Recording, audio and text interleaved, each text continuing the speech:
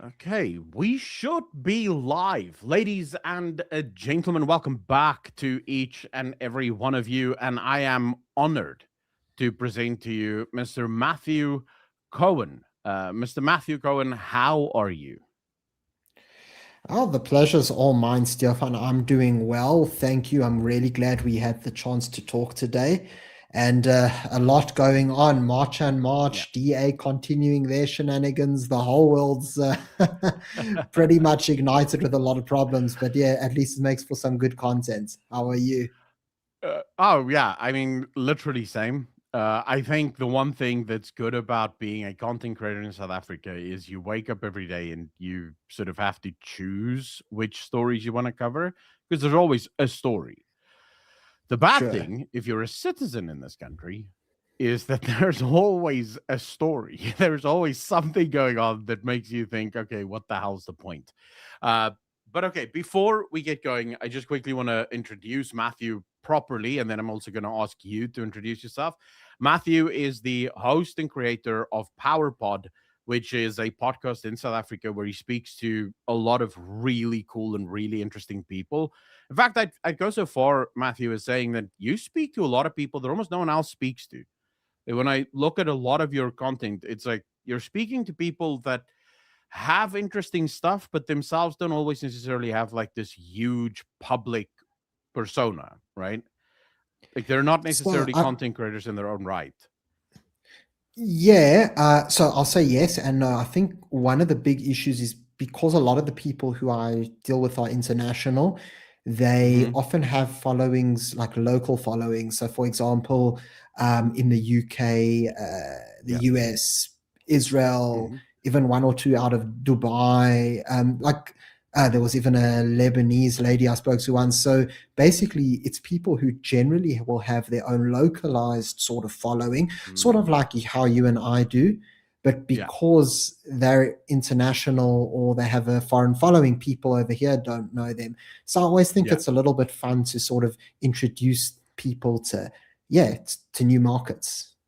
Oh yeah, I absolutely agree. This is one of the reasons I love PowerPod so much is because it's not people that's known to me, right? And it Sure. sometimes helps to give me a bit of a different perspective, especially with Middle Eastern stuff, which I think just looking at how people are reacting to the stuff that's coming out of the Middle East, it's so clear that most people don't understand just because you live in South Africa, right? Every single thing in South Africa doesn't translate perfectly to every other region Sure. in the world, right? And the Middle East Of is its course. own special blend of stuff.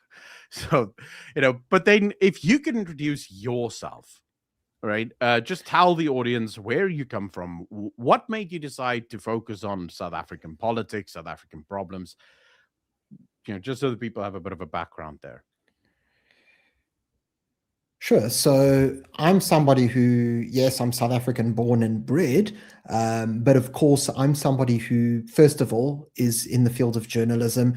I've worked this way for about the past 7, 8 years, and I specifically have a focus on Middle East affairs. So a lot of Middle East analysis. I spent 7 years in Israel. I am somebody who, well, if my name doesn't give it away, I'm Jewish. Most of my family members either lived in or came from Middle Eastern countries, even if it was far back.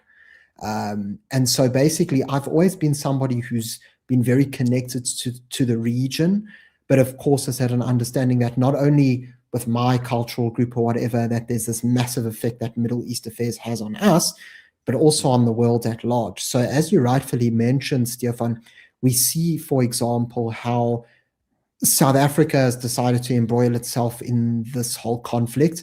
We know it from the ICJ case. We've seen it from how different Iranian officials and South African officials get together, whether it's in Pretoria or it's in Iran.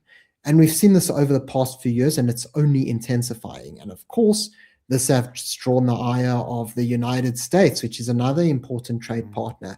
But before I go off topic, really the reason why I decided to get involved in this is because I feel like there is so much information going out there. But because Mhm. we live in this information age, ironically, it's more difficult to keep up because, yes, there's a lot more stuff coming your way, but because there's such volume, it's very hard to be able to be picky and really say what matters, what is relevant, and what is actually just noise that's irrelevant to my life. So, what I did is I said, right, I'm going to make a platform where I go through a lot of the stuff that I come into contact with in journalism, and I'm going to relate it to South Africa.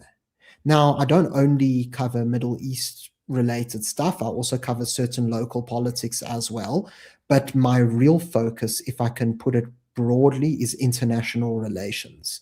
Where does South Africa fit in on the global stage? And so I have the Power Pod, as you mentioned, but then I've also got a second channel called Middle East Insider.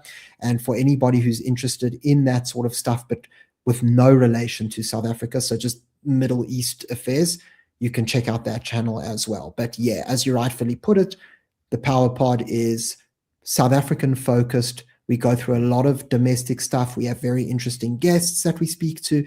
But then, of course, it's the main focus is trying to see where does South Africa fit in on the world stage. Yeah. I think you bring up a very interesting point, and that is information does not translate to wisdom, right? Wisdom requires information, but information does not lead necessarily to wisdom, and that is a big problem in the modern world. We have become so sort of inundated with information. You're getting information from literally everywhere, and I have this theory, which I've seen some psychological studies that have kind of backed it up, but I have this theory that the animal brain of man, right? And I call it the animal brain because it's the part that just responds. So there's very little reasoning that happens in there. When I see an explosion that takes place in New York, or I see an explosion that takes place next door, the response is the same, right? There's a hit of fear. The brain is flooded with a bunch of hormones that sort of gives it that fight or flight response. And of course, then you sort of go, okay, wait, that's far away. That has nothing to do with me. I can sort of relax. But that initial response doesn't know whether it's far away or close by. It just flight or flight. And what's happened is, thanks to just information from everywhere, people have almost given up on thinking. People they just go, no, I want to believe this. And they just ignore everything that sort of challenges that view. And we see it most closely related to the American problem, the Israel problem, and then nowadays the DA problem, which is what I want to start discussing first, right? Is the DA problem. What has John Steenhuisen going into government shown you about the DA? The first thing that comes to mind is the fact that there is a little bit of a hypocrisy with the DA. There seems, look, I'm not a DA insider.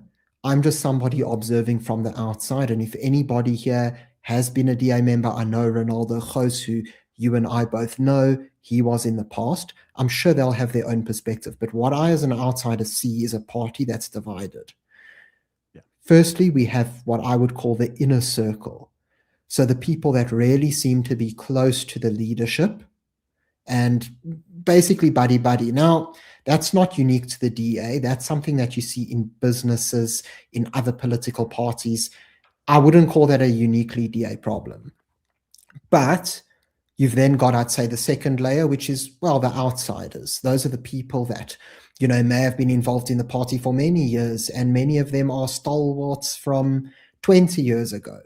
So it's really the old school, centrist, sort of Tony Leon style DA before all the nonsense started. The kind of DA that conservatives actually quite liked. So I see it as being sort of two DAs almost. And what I see with John Steenhuisen is how it seems that the sort of inner circle, and I'm sorry to say, the left-leaning DA seems to be succeeding. Because in my mind, I'm looking at Steenhuisen, I'm looking at what happened with the foot and mouth disease. Before that, even, I was one of the first people, and I'm not normally someone to gloat, but I was one of the first people to call him out on his credit card mismanagement. People Hmm. came at me. Stefan, I probably have one of the most heavily criticized videos on my channel's history, being that one that I did on the credit card issue. Like, normally the like ratio, the like to dislike, it's like 99% likes. This thing was maybe like Mm, 85 or 84%, which is very low for my channel. mm, And yeah, people did not like this idea that somehow the DA suffers from any sort of incompetence. And mm, so we've seen how John Steenhuisen has been this kind of figure who just makes misstep after misstep. And of course, at a time when he should have been quiet, Jordan Hill Lewis actually did the right thing, said, get him out of the Ministry of Agriculture. He should have been quiet. What does he do? He goes on News 24 for a viral interview that pretty much everybody is complaining about. I haven't heard anybody say, oh, this guy did the right thing. And so yeah. ultimately, what this speaks to is the fact that the sort of woke wing of the DA, yeah, maybe instead of insiders, I should call them the woke wing, Uh-huh. they seem to be the ones who are emerging victorious. And the old school DA, the Helen Ziller, Tony Leon style, is losing. And we Yeah. see it with something very important, Stefan. If John was so bad at his job, why do an ANC style cabinet reshuffle? And of course, not only does he remain in the cabinet, but you now have another disgruntled black DA member because he was tossed out, not for Hmm. doing anything bad, but just to make room for John Steenhuisen in the Mm, trade department. yeah. So now it's looking incredibly bad. You're looking almost like an ANC because you're doing this cabinet reshuffle. And not to go too far off topic, but I'm a big football fan, soccer fan. Hmm. And anybody who likes soccer will probably know Cristiano Ronaldo.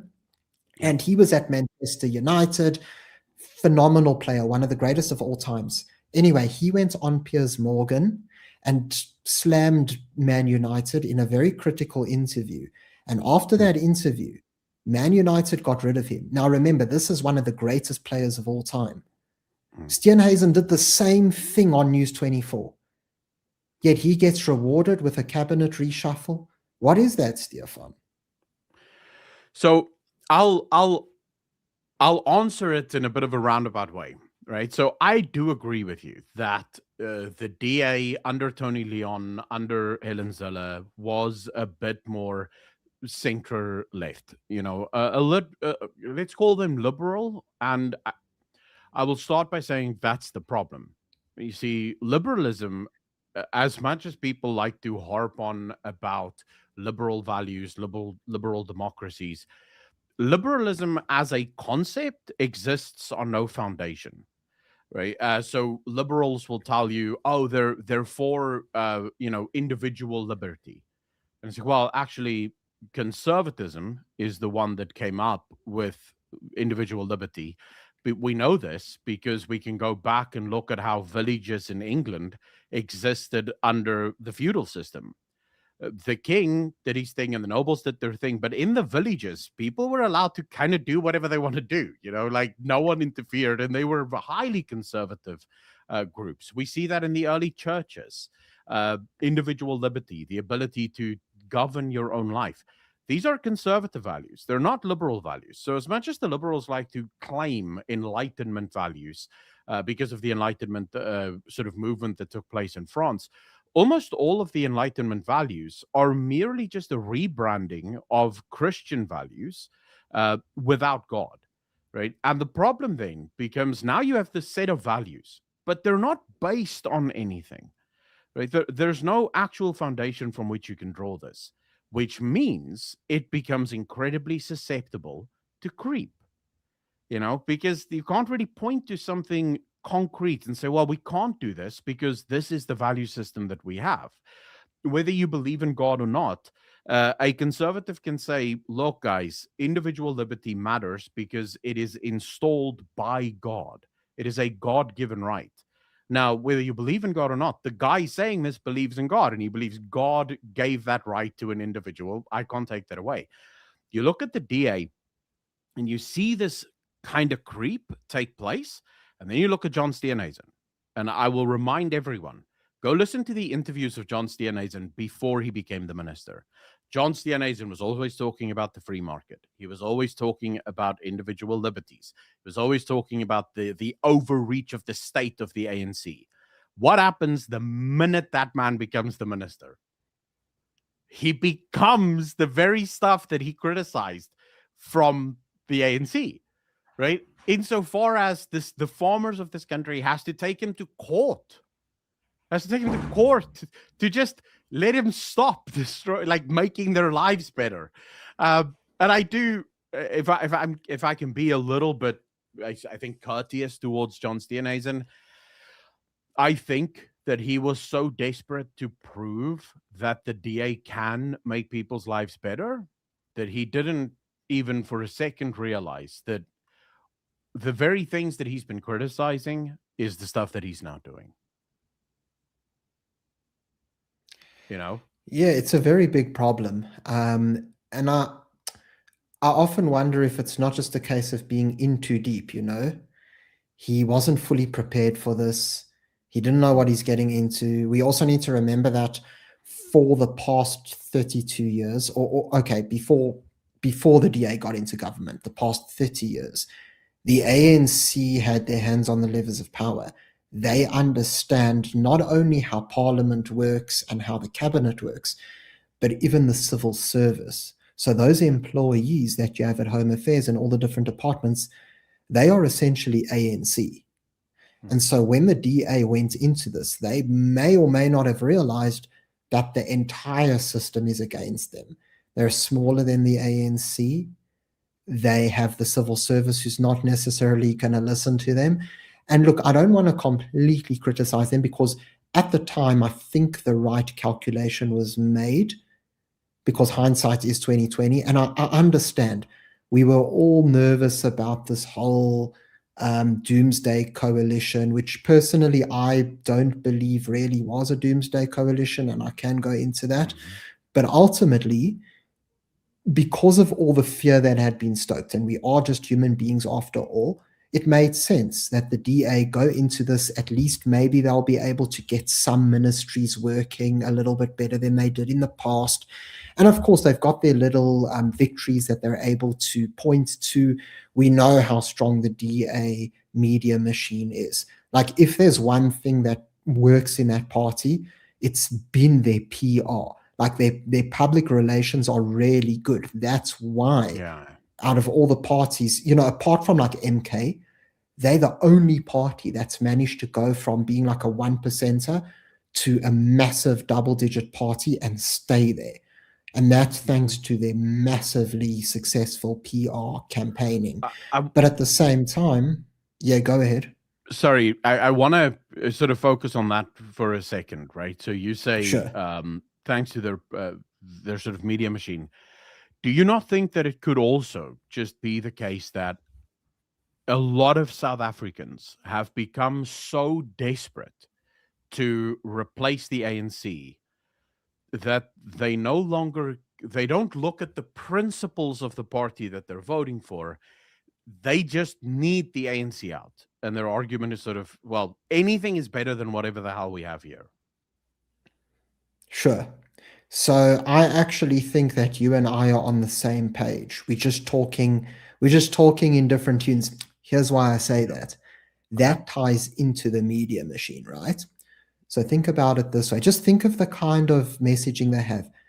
The DA gets things done. Where the DA governs, it governs well. Don't split the vote.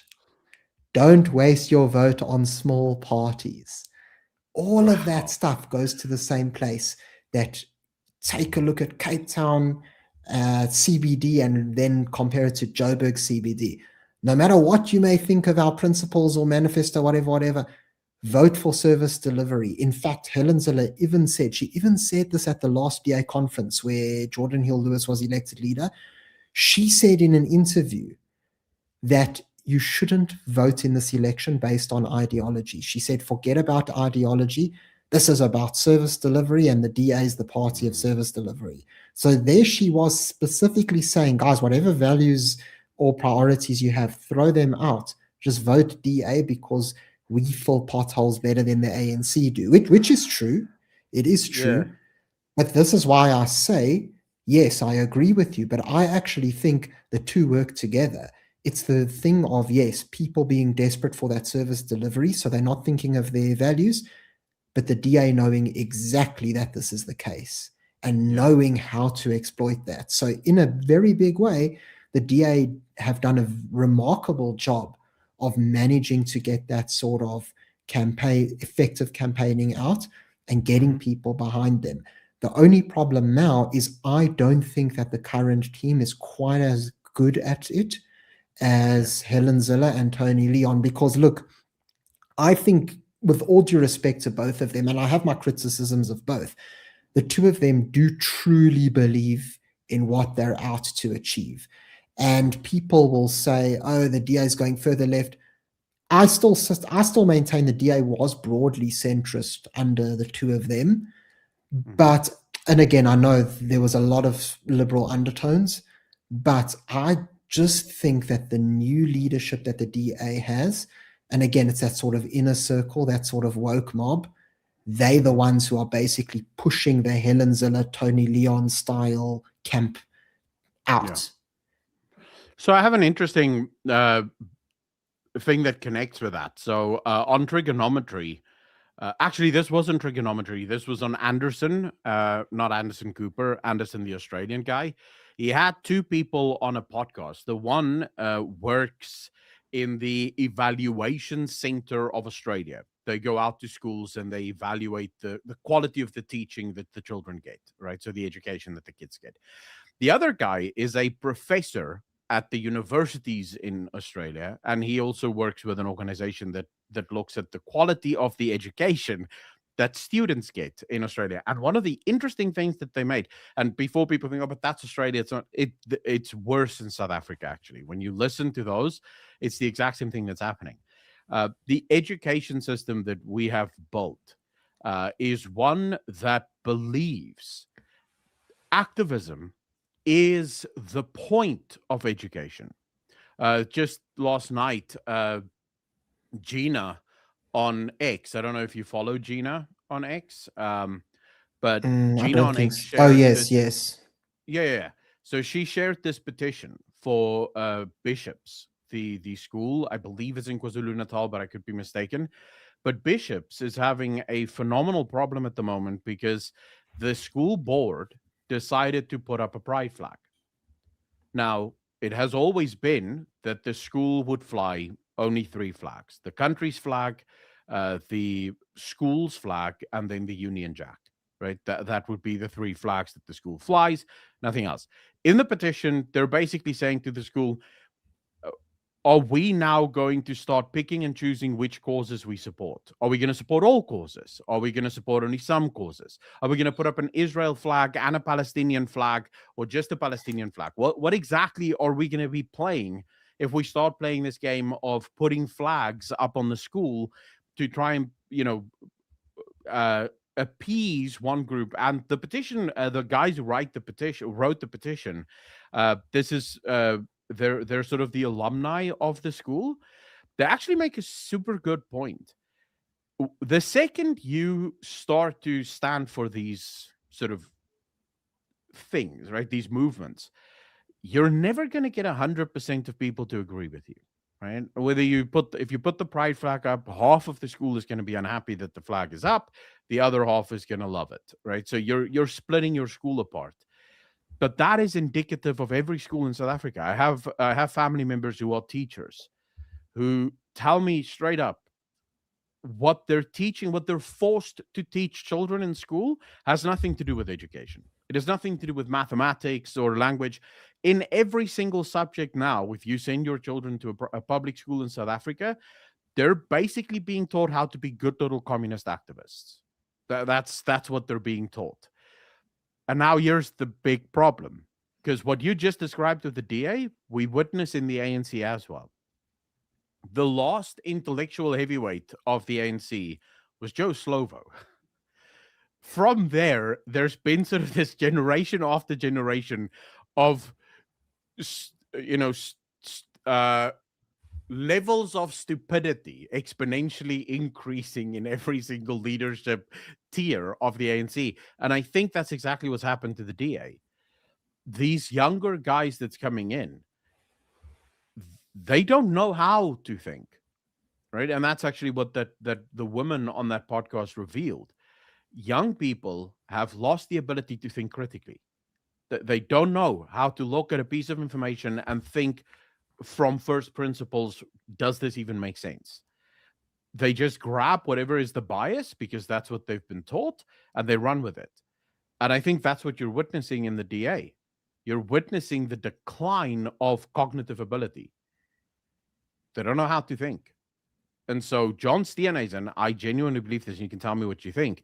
John Steenhuisen sitting on that interview with News 24, he believed that this was the best possible move that he could make to save his party. Because if you listen to that interview, he's trying to save his party from making the mistake of appeasing Afrimaga.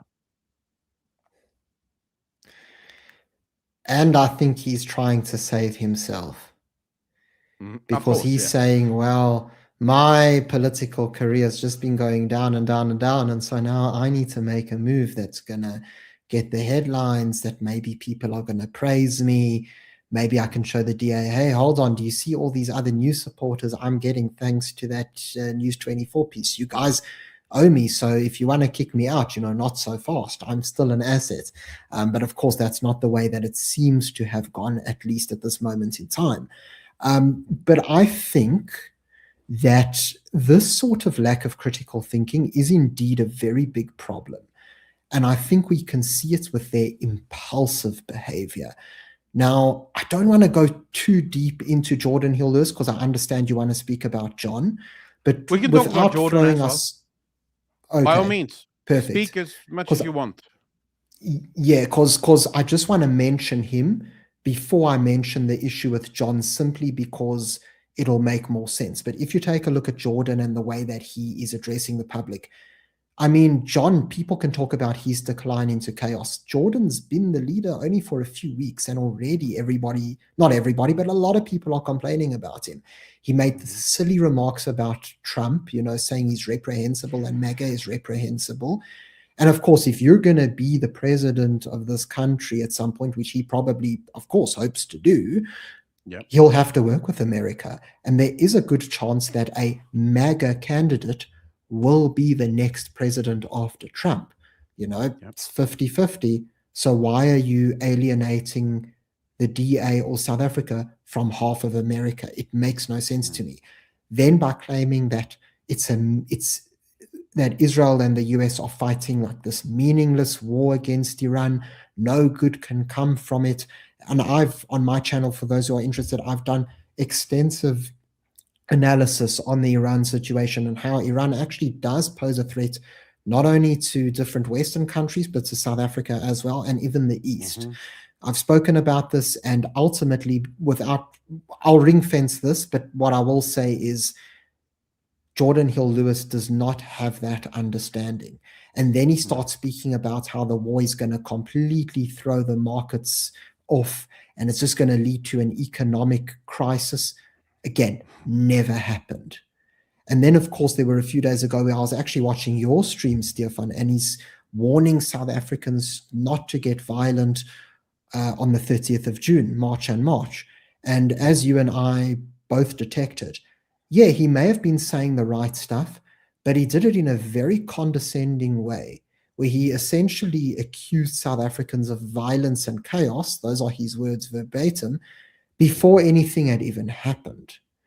And so ultimately, we're seeing the same kind of impulsive, short-sighted behavior from Jordan Hill Lewis, or as I call him, Cyril Hill Lewis, because of all these family meetings he likes to have, and Steenhuisen. That the two of them both do this. And I think the DA has made a severe mistake, because ultimately, here's the big difference between Tony Leon and Helen Zille. And I don't think anybody else has said this. Tony Leon is a far more holistic leader than Helen Zille. Why? Because yes, he knew how to lead the party, but he had very good succession planning. He found Helen Ziller. She wasn't involved in politics and said, Helen, come and review our education policy. And when he saw what she was like, he knew this is my successor. Helen Ziller did not do this. She failed with Musi Maimane, who by all accounts seems like a nice guy, but he's not DA leader. She fails with John Steenhuisen, and now Jordan Hill-Lewis. Boom, here we go. But yeah, just to go back to your point, this issue with John Steenhuisen and the sort of lack of critical thinking, I agree with you. And it's not just John. John is just the most visible example. This is a party-wide problem, if not a nationwide problem. I've seen you, same as me, in the conversations with what I like to call the DA stooges on X. Christopher Walker and these guys. Guys, if you don't follow myself and Mathew on X, you absolutely should. When you witness the level of stupid conversations that you have to have, because basic analogies are just lost. Like, you can't use a basic analogy, you can't have a basic conversation. Mathew, I can't remember, but yesterday or the day before, you tweeted out about the missteps of John Steenhuisen. And then I see Christopher's response to you, and I'm like, did you read Matthew's post at all? Like, it seems like you just wanted to have your say and you wanted to respond to him, but you completely ignored all of the points he made. And that's how it goes. That's the DA's level of, I guess, politics at this point. And it is starting, and I would love to get your opinion on this. It's starting to become almost like a politics of severe nastiness. There used to be an almost unspoken rule amongst, or say, for example, between people like the Freedom Front Plus and the DA, where they don't shoot each other. And the DA seems to have completely burnt that bridge. With the just open hostility towards what they call Afri-MAGA, which as an acronym makes literally zero sense. Like, there's no world in which it's Afrikaner Make America Great Again movement. It's like, what the hell are you even talking about? But basically, that's just shorthand for conservative-minded Afrikaners, and not just Afrikaners, people. Because if you listen to the interview with John Steenhuisen on News 24, he effectively says that it's only white people that have a problem with mismanagement and bad governance. Because if Jordan Hill-Lewis fires him from his ministerial position, in which he made a complete cock-up of the entire thing, Jordan Hill-Lewis will be appeasing the Afri-MAGA cult. So he's saying black people are incapable of being unhappy with bad governance. It's just insane. It's just completely insane. Actually, tying into what you're saying, I see one of your comments here I'd actually like to address, because it actually ties into exactly this. So Ches114 says, a lack of critical thinking isn't the problem of the DA or any party. It's a broader failing of the education system. You get what you give, and we're raising politically uneducated people all over. So Ches, I think to a large extent you are correct, but there's a small problem. And I know this is going to sound unfair, but we should be holding the DA to a higher standard, because historically speaking, whether we like it or not, that has always been the party of sort of the university graduates, not Steenhuisen, but it's always been the sort of middle to upper class. It's always been the people who, and again, it's not to say that they are better than other people in any way. It's just that they have been afforded more opportunities in life. Many of them were born a lot more privileged than an ANC supporter or MK party supporter. So I do understand what you're saying. I think that's true, but I do have to be somewhat unfair, although realistic, by saying the DA should be held to a higher standard, because a lot of them have been afforded opportunities that a lot of the country, majority of the country, haven't had. But yeah, I don't know, Stefan, do you think I might maybe be... I firmly agree with you 100%, but I would even simplify it. I am holding the DA to a higher standard, because why the hell would I vote for a party that's just as bad as the one that I'm trying to replace? So Yeah. if the choice is a white ANC communist government that just destroys the country, or a black ANC communist government that just destroys the country, that's like giving me two bowls of poo and saying, well, which one's aroma would you most like to live with?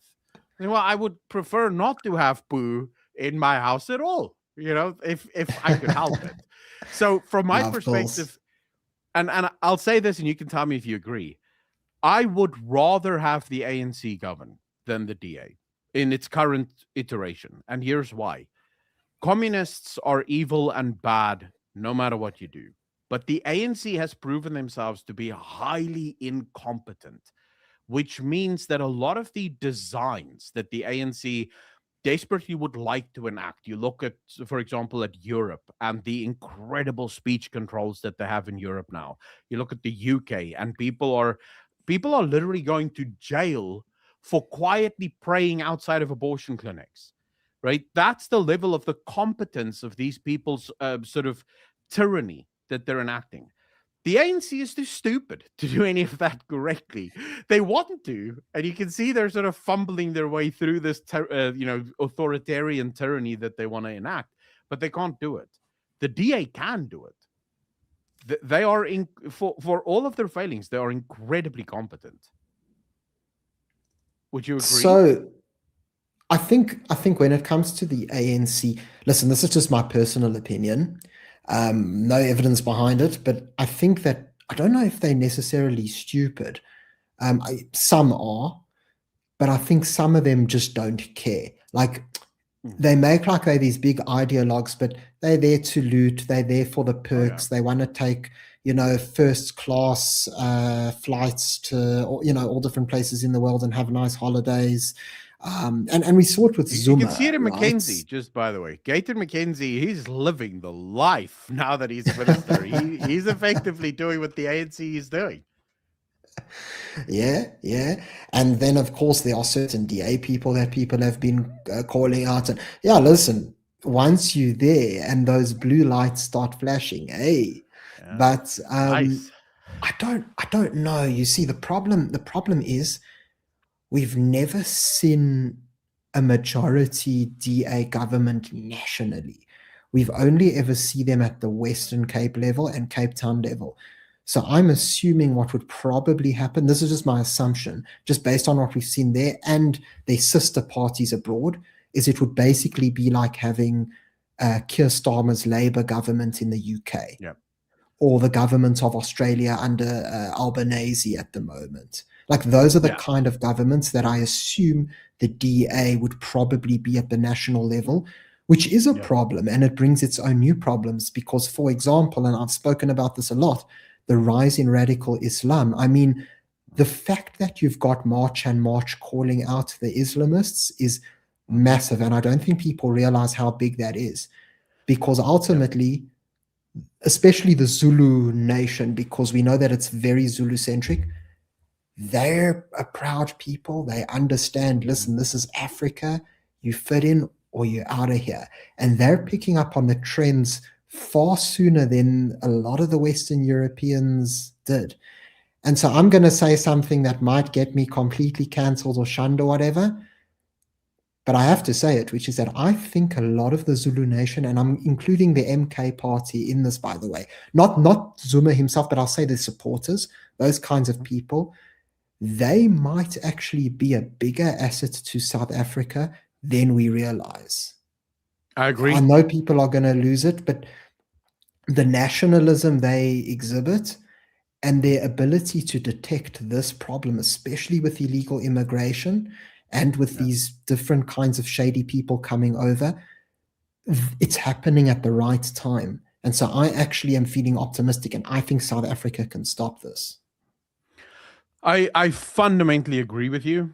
I think the I'm shocked. I mean, I've criticized Islam relentlessly on this channel because I see Sylvia Brink this morning tweeted out, and I'll see if I can find it for people.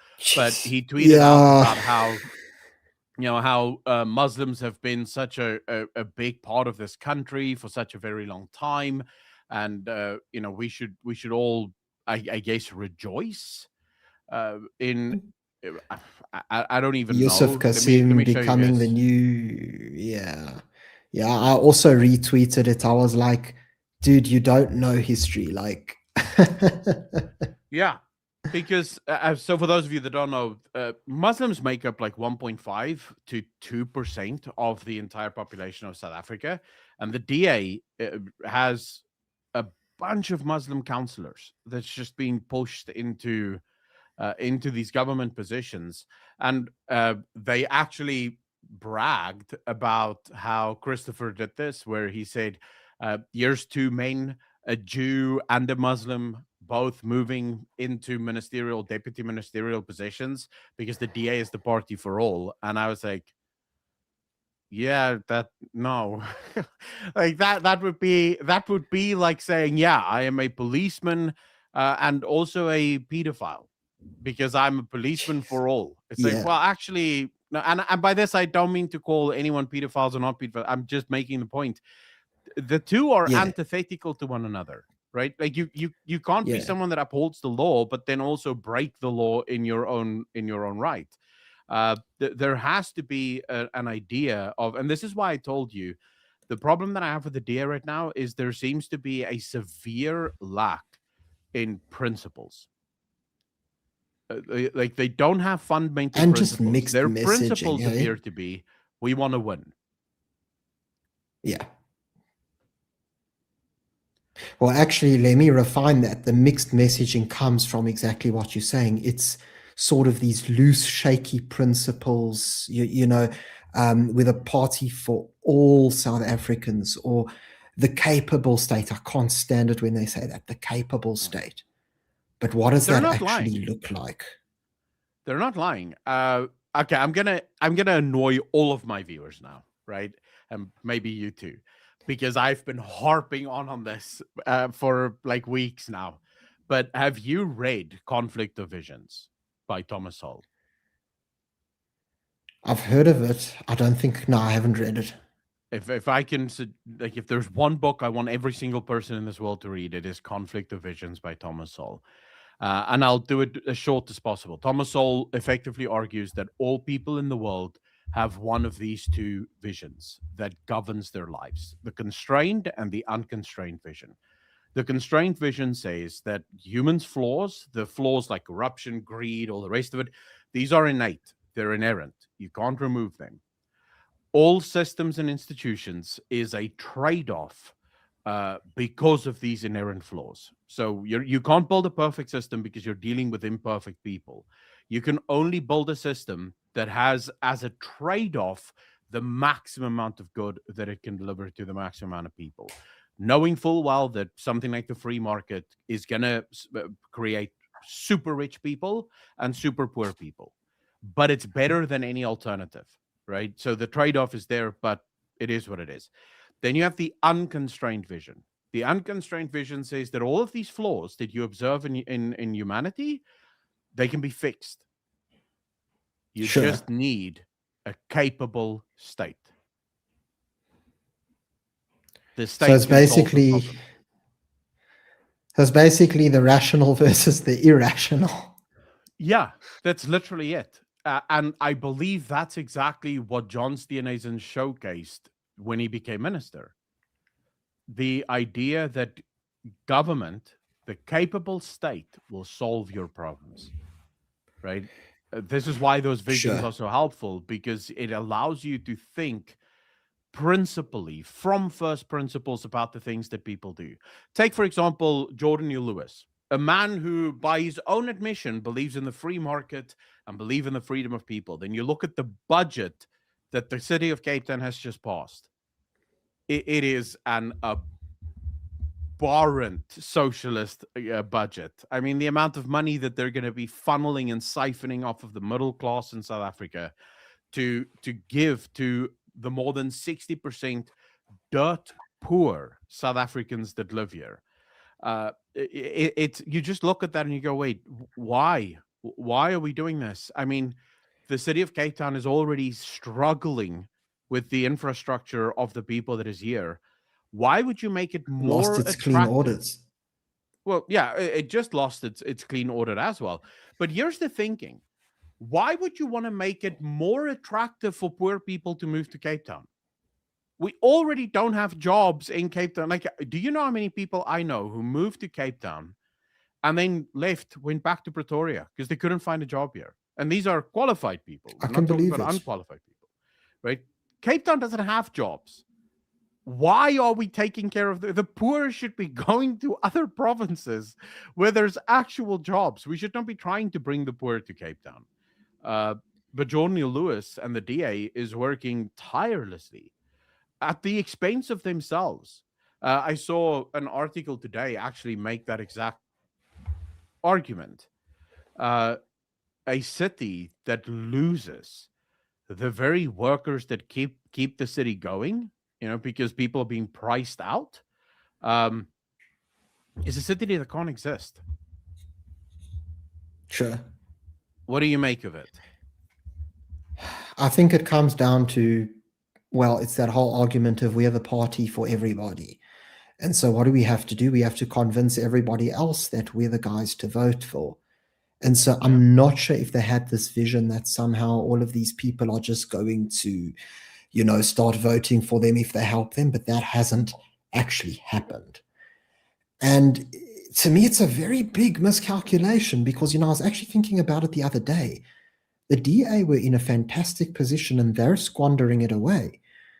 If they understood that you've got this majority in Cape Town and the Western Cape, all they should have done is just remained the same with their rhetoric, kept doing things the same way as they did before Jordan Hill Lewis decided that we're going to be social democrats and have this redistribution of wealth, so to speak.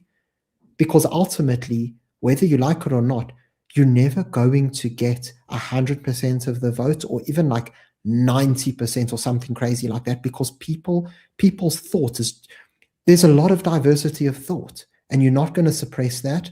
And the DA needs to understand this. And so ultimately, if I was the DA, I would have played things differently. And this isn't to say that I'm an expert, it's just common logic. I would have kept things the same sort of way they've been in Cape Town when people were at their peak happiness. You've got your 55%, 60% of the vote. That's good. You're not going to get more. At the same time, focus on a place like Gauteng, where there is a desire, because if there's one place in the country where it seems that the DA will grow this election, it's Gauteng. Yeah. Because it seems as if Gauteng kind of trails politically behind the Western Cape. Like, first you got rid of the ANC, then you put in the DA. Now people are upset with the DA. Now they want to vote for like these other parties like the Patriotic Alliance and the Freedom Front Plus. We're still at the getting rid of the ANC level. So I'm assuming that's probably what's going to happen this election.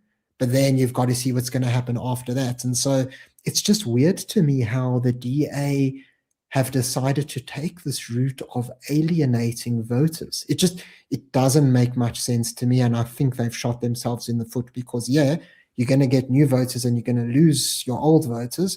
And maybe, just maybe, these new voters will be enough to see the party grow this election. It is possible. Yeah. But then here's my big fundamental question for the DA. Mm-hmm. Do you really want to lose the voters, the loyal voters you've had for a decade, 2 decades, in exchange for voters who are voting for you for the first time, knowing full well they could leave your party after this election? We saw it happen to Cope. We saw it with Action SA, although they seem to be on a recovery. But yeah, I don't see the intelligence in this calculation. Well, there's another party that they can look at. The Tories in the UK. Once they got into power, they had this calculation. Well, all the Conservatives will already vote for us. We don't have to worry. Let's go after the Liberal vote. Let's go get those Liberals. And what ended up happening was all the Conservatives left, right? They're voting for Nigel Farage because they've realized this is a party that no longer has our back. They no longer stand for the values that we aspire to. And I know Kemi has done some work on trying to get back a lot of those voters, but I don't believe they will. And I think the same problem exists here for the DA. I do want to ask you though, what do you believe is the future of South Africa, considering we've just come out of June the 30th, and it was ultimately nowhere near as violent or as bad as it could have been. There were pockets of violence and there were pockets of, a bit of unrest, but for the most part, it was a peaceful protest.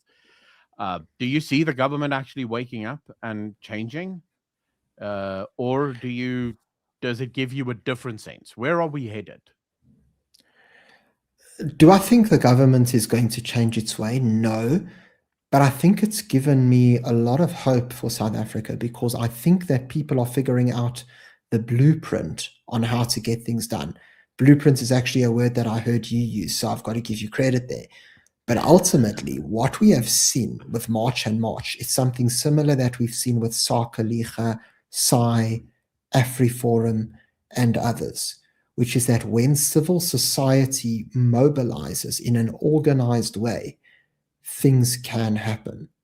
We've seen, for example, how all of a sudden the ANC and DA and everybody's in a panic over this illegal immigration issue, yet they pretty much did nothing for 2 years.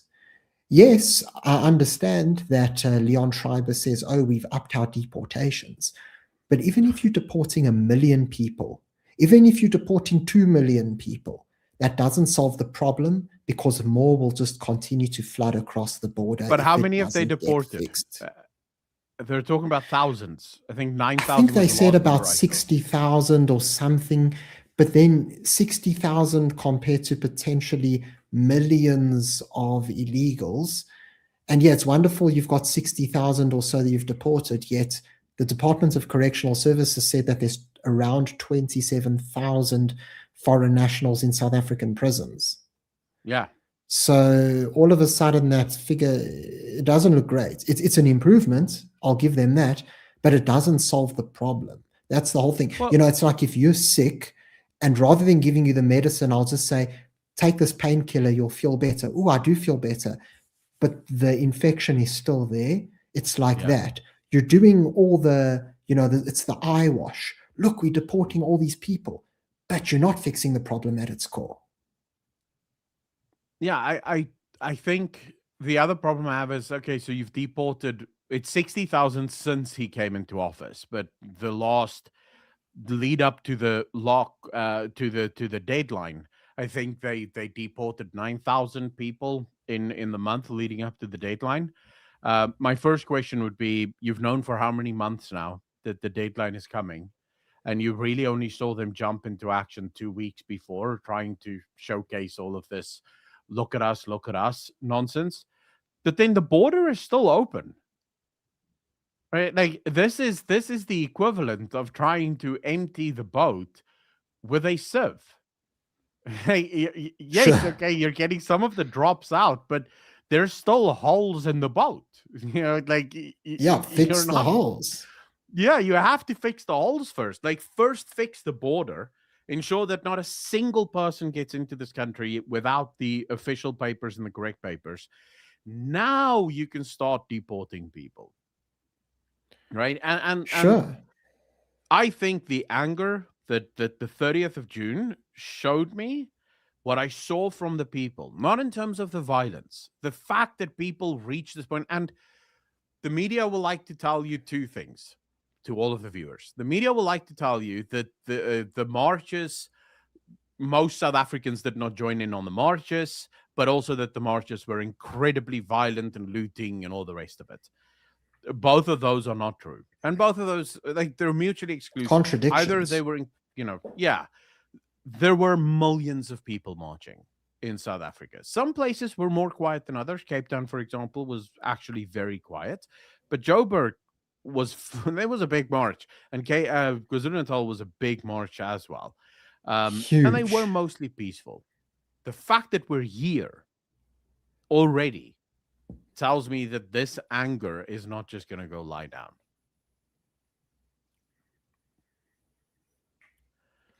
Exactly. I think that's true. But again, it's like I say, I'm hopeful for the future because I think what's happening now is people are realizing how to get things done in this country. It's Mm. it's important to vote. Let me not say that it isn't. I think everybody should vote because ultimately, yes, some parties are better than others. But at the same time, we can't allow them to get too comfortable and think, well, now that you're in power, you can do whatever you want. And I think that civil society organizations are playing a very big role in this. And what particularly impressed me is how it seems that people from different walks of life are actually banding together to face the problems. So it's showing you how, even though there are different cultures and different ways of thinking, different mentalities in South Africa, people are actually coming together more often than people realize. This isn't this terribly divided nation that a lot of politicians want us to believe. And so I actually feel very optimistic in that sense, I must say. And I think that the more that South Africans are figuring out this blueprint, excuse me, the more progress will be made because not because the politicians care or whatever, but rather because the politicians see, hey, we've got no choice. We have to appease the people. I mean, it was the craziest thing. I saw Kanita Hunter from News 24 decide to Mhm. interview Cyril Ramaphosa after this. And she's been claiming that March and March is a vigilante group and attacking them nonstop. Yep. And ultimately, she then gets a hold of him and says, are you disappointed that so many South Africans took to the streets in this way? And then what did he say? He immediately, you know how he has his shocked face where his eyes are like the size of saucers. And he goes, no, no, no, no, no, no. I'm actually very happy because it was mostly peaceful and this and that. He's scared. He Mm. is scared. He knows how the people feel. He knows what's Yeah. going on. And so, yeah, my view my view is that you have to apply pressure, and that's how you get things done. I see that Speakeasy says there's no such thing as have to vote, sack. Okay, well, my message to you is if you don't want to vote, if you don't vote, don't complain because ultimately, whether you like it or not, there are some people in politics who are competent. This isn't a broad stroke to say that everybody in politics is incompetent or doesn't care. In fact, Stefan and I have both admitted that there are DA members who are very good at their jobs and who have helped to make South Africa a better place, if you want to call it that. But yeah, voting is part of improving the system. Make no mistake, because that also puts pressure onto politicians because if they see their votes go down, they realize, oh, damn, we have to do something to change this. Mm. Sorry, I Stefan, I'm just plugging in my No, no. computer here. I see my battery's a bit low. Oh, no worries, no worries. We only have an hour with Matthew. Anyways, guys, he has other meetings that he have to go to. I do want to ask you a sort of a follow up question from the political side, the voting side, because I understand that for a lot of South Africans, like Speakeasy, there is this question of just, man, I don't.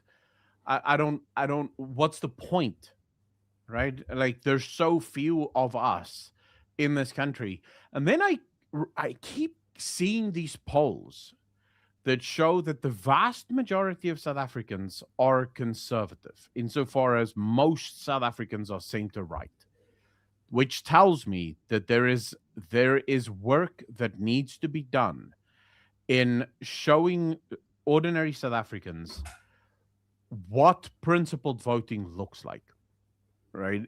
Why it's important to vote your principles and not just, vote for whichever party promises you the next paycheck. And so it brings me to the Freedom Front Plus. It brings me to, Helen Ziller that says, don't split your vote, which to me just seems like such a stupid concept. And anyone who buys into it, I think, is being had because, in my opinion, based on what we've seen from the DA, the only way to keep the DA honest and accountable, they should lose even the Western Cape. and they should be forced to go into coalition with the Freedom Front Plus, right, in order to get governance, because that's how you ensure that they can't just do whatever the hell they want to do. What do you think the chances are for the Freedom Front Plus to actually, make such inroads, or do you think we need a different party? I think the Freedom Front Plus has got a certain amount of stuff I agree with. I would be lying if I said they were my ideal party because, Mhm. um, I think a lot of people might understand that conservatives may be on the right, but not the entire political right is conservative. They're different streams. Mm. I myself am not. I'm not the kind of person that's really a Freedom Front Plus voter per se. I'm not a traditional conservative. But ultimately, I would say to a very large extent that they probably are the party I'm going to vote for just because I think they match my requirements to the largest extent. I see Tiger Snake says, yeah, no, by listening to this guy, I honestly dislike Mathew. His views like the MK thing, hard pass. That's okay. A lot of people dislike me, although a lot of people also like me. So hey, I'm not an easily offended guy. You don't get into this business by No. having a thin skin. Do whatever you want to do. Listen to whoever you want to listen to. That's absolutely fine. But yeah, I will say that they're probably the closest that align at this moment in time. People are going to get upset with me for saying this, but I actually do think that some of the ideas of the Patriotic Alliance, Action SA, ACDP, even some of the DA ideas are good ideas. It's just that unfortunately, yeah, I'm sorry, I can't say that there's any one party that really gets me energized or particularly enthusiastic. All I can say is that the Freedom Front Plus seems like the most reliable. They do generally stand by their values. When we see the way that they vote in Parliament, they are pretty consistent. They don't turn on their voters, they don't flip flop. So, yeah, I would say that potentially the ACDP, but also the Freedom Front Plus are the most solid. But then, of course, the Freedom Front is the one that is getting the momentum. ACDP never seems to go anywhere. So No. yeah, if you want to do like what you suggested, Stefan, you want to keep the DA accountable, then vote. Um, I'm just trying to think how to explain it.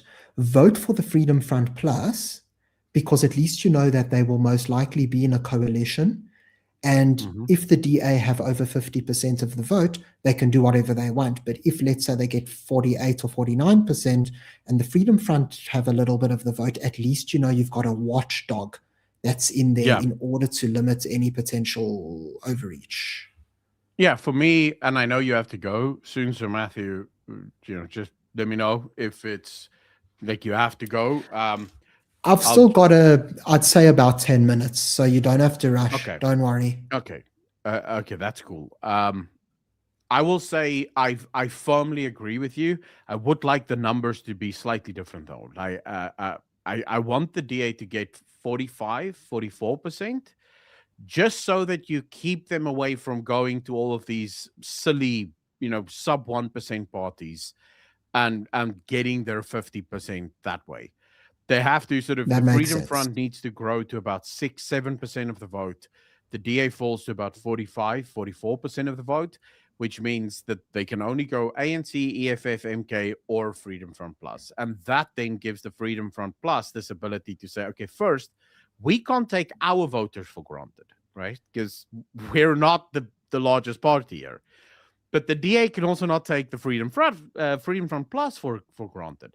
Um, I do agree with you. I don't think you're ever going to get a political party that fundamentally supports you in every single way. But I do Sure. think that as creators, as political commentators, we need to start educating people. And I'm not talking about the general viewer that you and I would have. I'm talking about the voter. The general voter needs to learn why principles matter, because principles is what allows you to hold someone accountable. If you just vote for the guy that tells you, I'm going to make your life better, what the hell is that? Like, what, because that's not a principle. Vote for the parties that actually show you what their principles are. And if you see bad principles, like, for example, what you see with the DA, and you see the stuff that the DA is doing, that should already make you worry. If you look at what the DA is doing currently, you should be a little worried. What would this party do if they got absolute power? Yeah. Principles guide behavior. That's the bottom line. You vote based on your values because, to a very large extent, okay, people can lie. We understand that. But Yeah. if there's a chance they're telling the truth, principles will guide your behavior. And so I think it is very important for people to just simply look at which parties align with their principles. Because again, I do understand. Look, I see a few comments talking about the PA can't be trusted.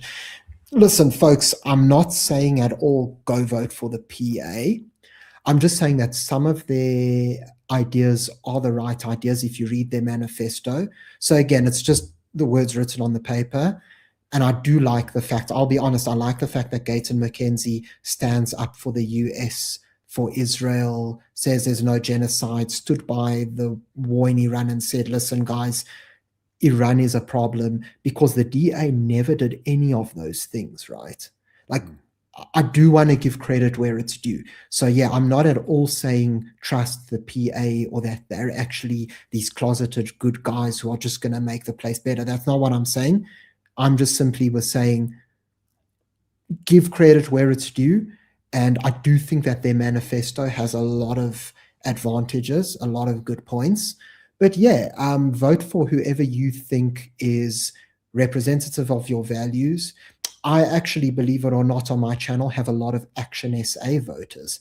I've been running just for fun, just polls to see who votes for who. And it seems that about 8% of the people on my channel vote Action SA. The majority of them are black. Although there actually are a lot of black DA voters as well on my channel. But yeah, I just look and I say, listen, guys, I understand you're very worried about illegal immigration. You feel that Herman Mashaba is supportive of March and March. I get that. And so ultimately, the bottom line is you've just got to be able to say, yeah, these guys have my values. That's who I'll vote for. And I do see just another comment here. Anita Chrobler says FF Plus also support Israel and the US. Yeah, that's true. That's true. They also support them. So, yeah, I mean, the parties that do are pretty much the Freedom Front Plus, Patriotic Alliance, ACDP, BOSA. I wouldn't vote for BOSA myself. I don't think they're going to do too well, but Musi Maimane does support them. Who else? Action SA is a weird one because they kind of closet supporters. But yeah, again, it just depends on where you stand at this moment in time. I personally think I would probably vote for the Freedom Front Plus, or I'll say I would definitely vote for them actually, because I think that they will work with the DA. They'll keep them accountable, and they seem very solid, and they don't do the flip flopping of other parties. That's my 2 cents. Yeah. What do you reckon, Stefan? So yeah, I'm gonna be voting for the Freedom Front Plus as well. I had to re-register, obviously, here in Cape Town because I previously lived in Polokwane and then Pretoria. And I actually originally, before I started covering politics, I actually decided I wasn't gonna vote again. Wow. Because what's the point?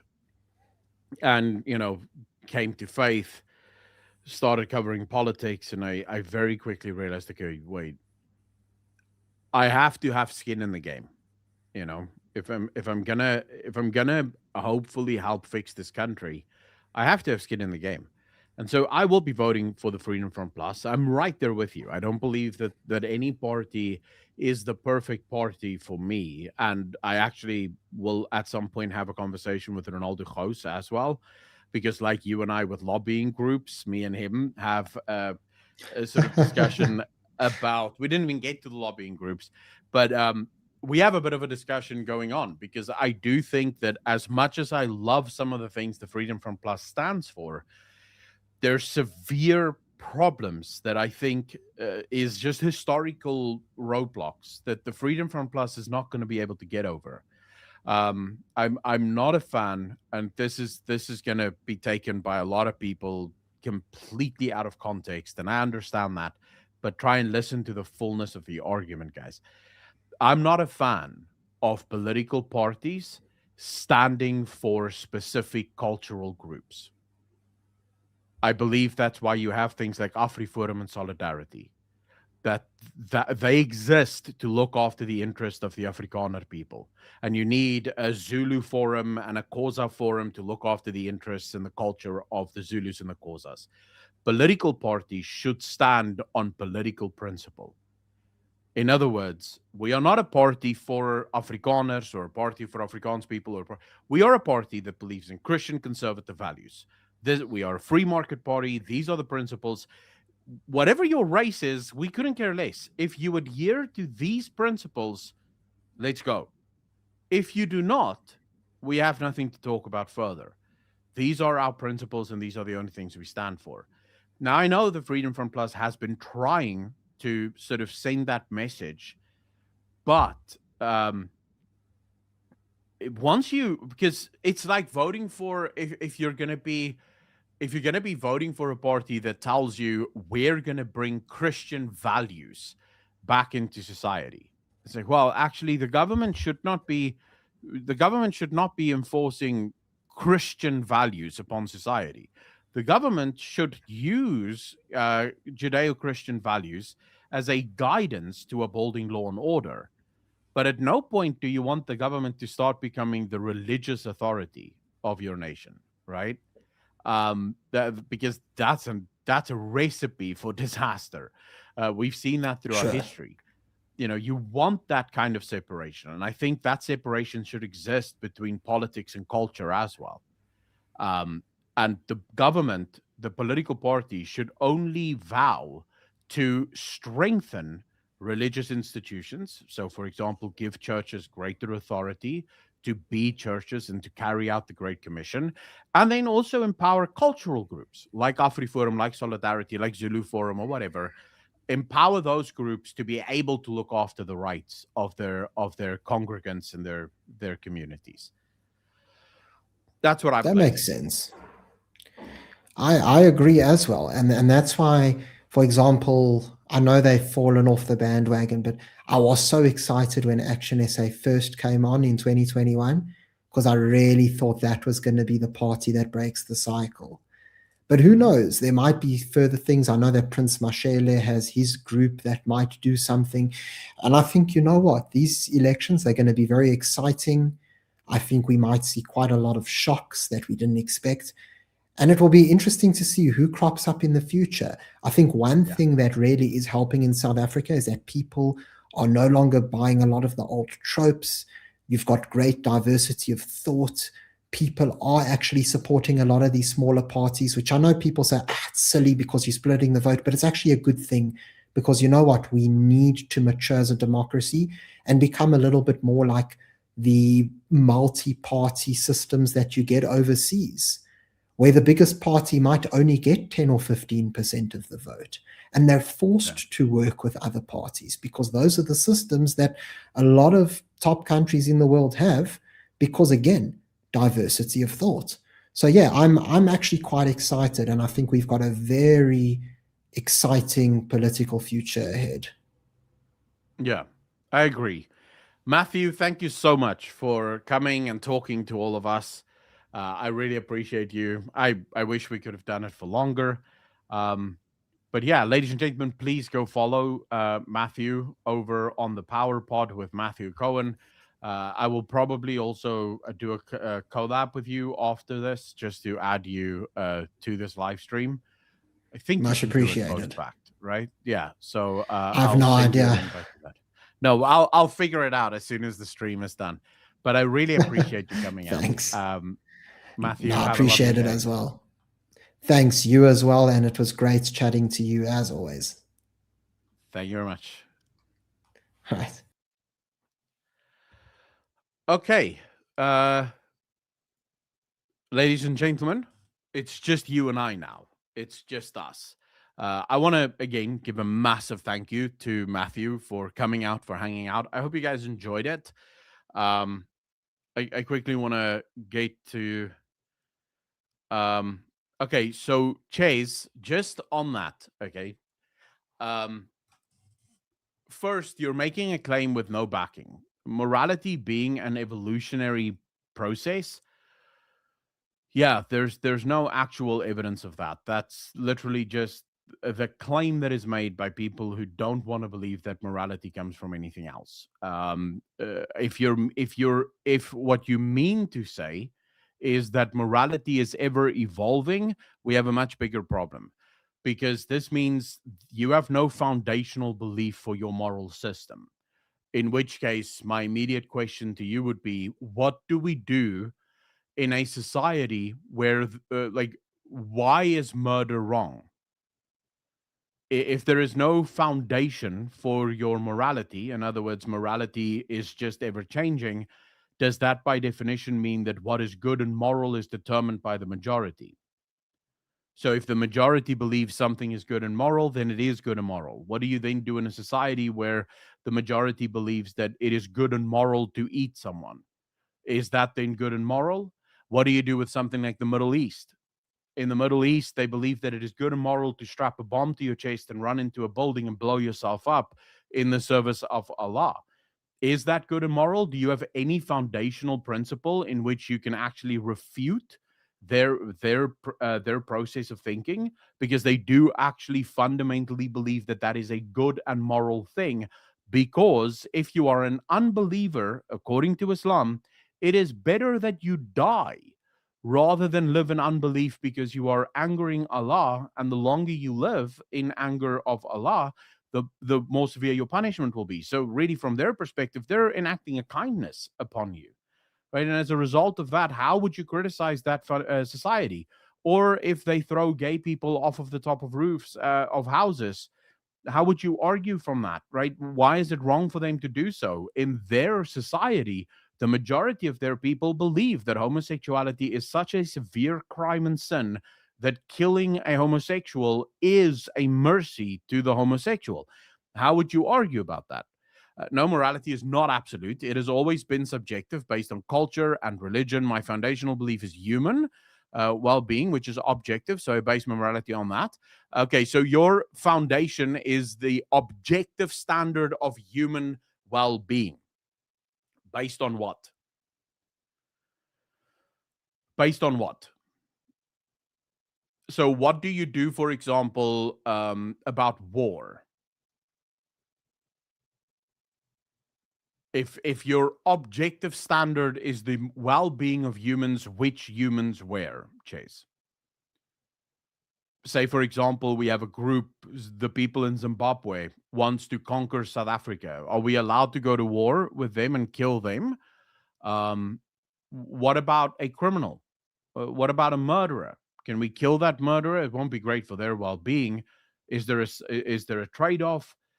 What, according to who? I guess is the bigger question. You say that you are for human well-being, according to who? Because it's not objective. You're just claiming it's objective to try and shut down the argument, Chase. But you couldn't be more wrong. Human well-being is not an objective fact. It's whatever you think is good for humans is what you hold as a foundational belief. But you must prove that it is in fact good for humans. So, for example, right, you have the left that argues from their own principles that homosexuality is perfectly good and fine, even though we know for a fact, based on the data, that that is just not true. It's just not true. Lesbian relationships are the most abusive relationships out of all relationships. Gay relationships between two men are the most adulterous relationship of all relationships. The left will also argue that human well-being suggests that children should be adopted by two fathers or two mothers. because it's good to adopt children, even though the statistics show that that is just absolutely not true. Based on what objective foundation do you argue for human well-being? And where exactly do you draw the lines of this human well-being? Because it's not objective. It's whatever you think to be well-being. And if you really spend some time and think about that, you'll very quickly realize that what you really want is just to sort of rubber stamp the things that you like doing. Things that take the least amount of effort from you. These are the things that you think is perfectly fine and good. There is no such thing as an objective human well-being standard that can come from a human being. If you don't believe me, look at the left. Here you have this movement that espouses themselves to be for the human well-being and the party of empathy. Except when Charlie Kirk is shot and killed, it is the people on the left that are celebrating his death, celebrating, in fact, the fact that his two young girls will grow up without a father. This is the party of empathy and the left, the party that says that they are for human well-being. They are the party that doesn't believe in God. They don't believe that morality has an objective standard bearer. Instead, it's human, whatever is good for humanity. Celebrating the death of a man being shot and killed, his two daughters growing up without a father, this is worthy of celebration. Celebrating the death of conservatives, celebrating the assassination attempt on the President Trump. This is the party that, according to you, right, wants exactly the same stuff that you want. They believe that it is objective well-being of humanity. How did they arrive there? How did they arrive at that objective human kindness and goodness for humanity? They arrive there because, like you, they have no objective principle. There is no foundation to their morality other than whatever the hell they feel like doing. If your argument is that whatever is good for humanity, some of the greatest atrocities in history were enacted on behalf of what is good for humanity. Because every human being will insert only the things that they agree with. Argument, you're assuming my position. It's objectively factual that homosexuality exists in nature. It shows up in most mammals. Of course, human well-being is subjective. Okay, you literally just did not argue any of the points that I made. Does homosexuality show up in nature? Absolutely. That has nothing to do with the argument that I just made to you. I at no point said that there is no such thing as homosexuality. I spoke about the outflows, accepting the fact that there are such a thing, or there is such a thing as homosexuality. What does that flow into? What did I speak about? I spoke about gay marriage. I spoke about adoption. These are the things I spoke about. Not entirely sure why you suddenly start to argue the existence of homosexuality. If I did not believe that homosexuality exists, why the hell would I bring up the adoption and the marriage of gay people?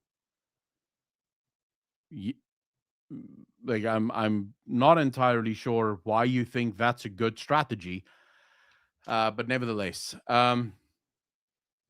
Jock, how you doing, sir? I'm conflicted today. I love my country and I don't want to leave, but at the same time, I hate living with the people in this country who hates me. Jock, every single person will have to make that decision for himself, right? I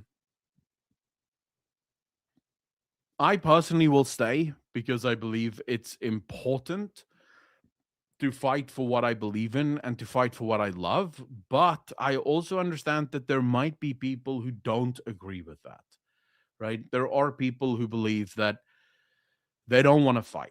They don't want to fight for this country, and they don't want to fight for what they believe to be important because they see no way out. And you should make that decision and know that there is no such thing as the perfect decision, right? Something that very often happen is something that very often happen. Uh, we are so paralyzed with the choices that we must make. I'll give you guys a great example. I have a friend who, Ginger Ninja, how you doing? I have a friend who, they'd say he's reluctant to grow up. He doesn't want to grow up, right? And he has all sorts of explanations for why he really doesn't want to make the decision. He knows that decisions have to be made, but he doesn't want to make those decisions. And so what he does is he says, I'm praying about it and I'm waiting for God to show me the way. Except anyone that has ever read their Bible understands that's not how it works.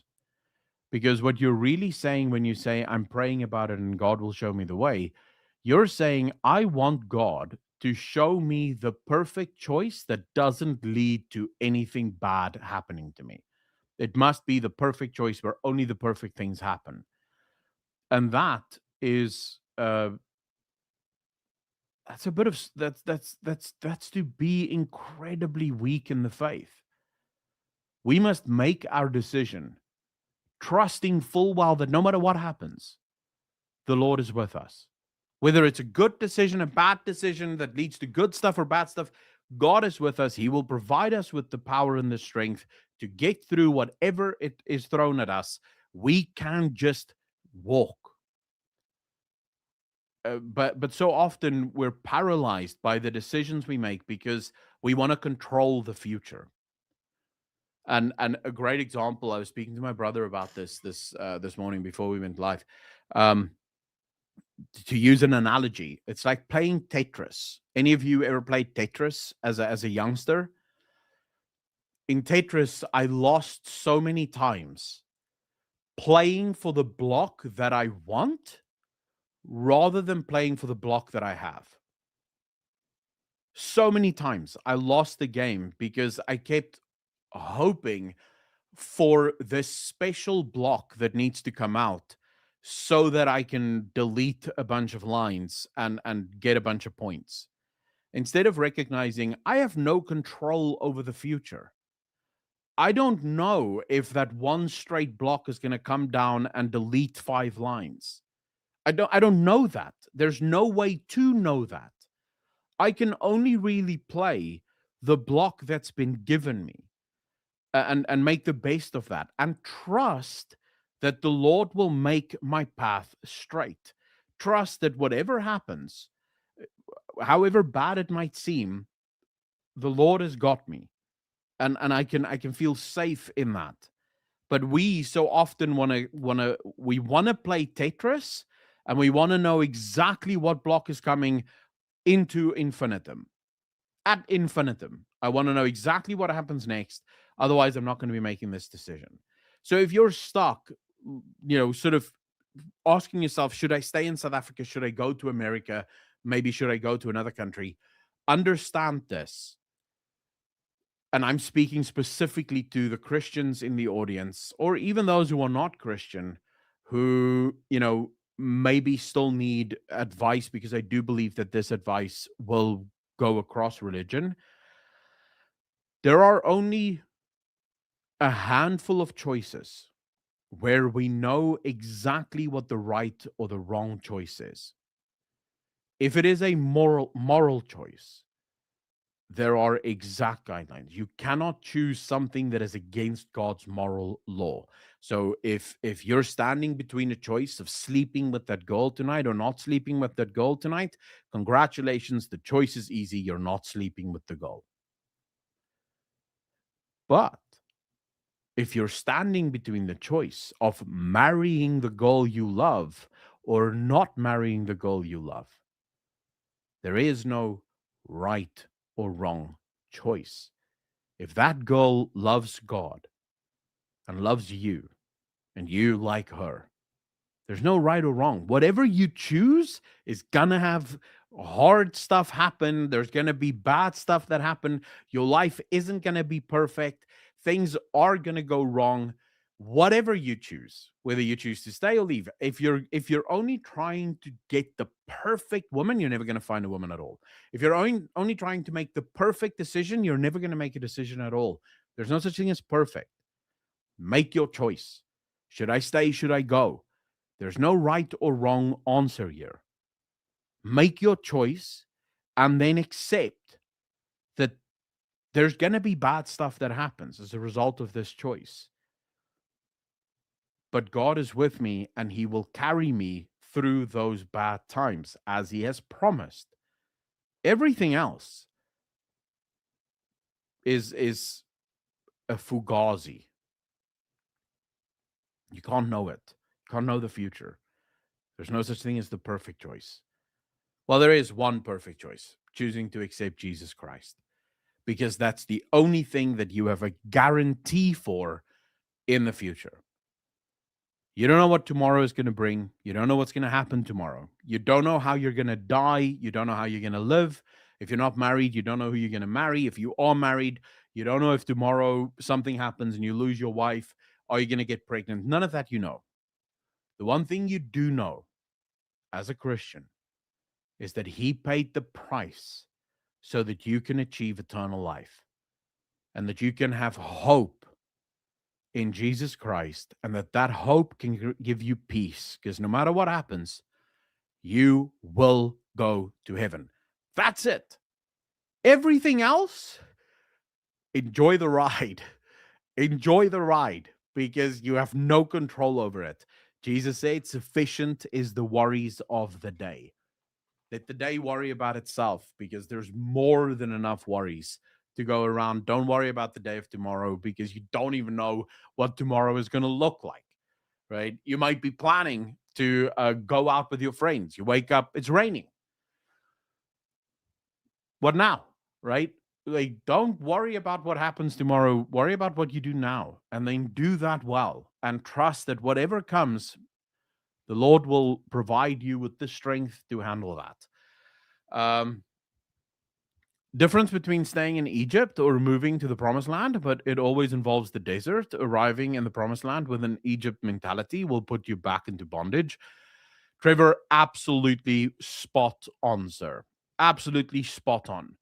Not specifically talking about moving, but in general, yeah, we have to trust. And it's the same thing in South Africa. Do we know what's going to happen in South Africa tomorrow or the day after tomorrow? Do we know what the politics is going to be? No. But guys, we've survived until now.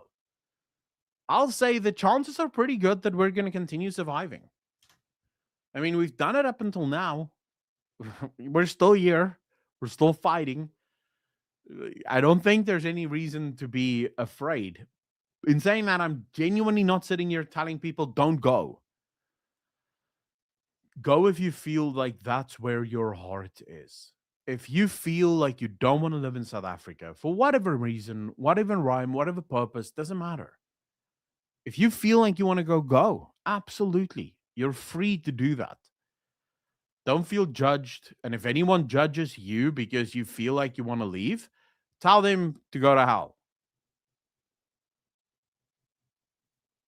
And for those of us that will be staying, you get to look forward to stuff like this, where you have another ANC minister blaming apartheid for the courts not functioning. So you get a bit of comedy every single day as well if you stay in South Africa. You get to laugh a little bit at the failures of our government. Now, I'm interested. Like, I wish I could speak to the fathers of apartheid, because I think they're probably quite embarrassed. I think the fathers of apartheid is incredibly embarrassed, because if they only knew that apartheid was actually going to be made perfect only after it's abolished. Like from 2025 all the way up to 1994, apartheid is building this incredibly prosperous state, lots of infrastructure that works, a world-class power utility. the most advanced nation on the African continent. It's not bringing the death and destruction and misery that the founders of apartheid obviously envisioned, according to the communists. It is only after apartheid is abolished in 1994 that suddenly apartheid starts destroying the power utility, and it starts destroying the infrastructure, and it starts destroying the courts. Like, apartheid did more damage after it was abolished than it ever could have done while it was in existence, which is insanity to me. Never a dull day, great sense of humor, Ginger Ninja. We do actually, true. I'm tired of just surviving. It's not supposed to be an accomplishment just to wake up every morning. 140, I do agree with that, right? There is a level to which I think a lot of us do feel uh, a sort of sense of I don't just want to survive. At some point, I do want to thrive, or at least experience some manner of thriving. let me let me quickly look this up. Matthew 23:9. Euler, are you taking verses out of context here? Cease what? What exactly did I say that you don't agree with?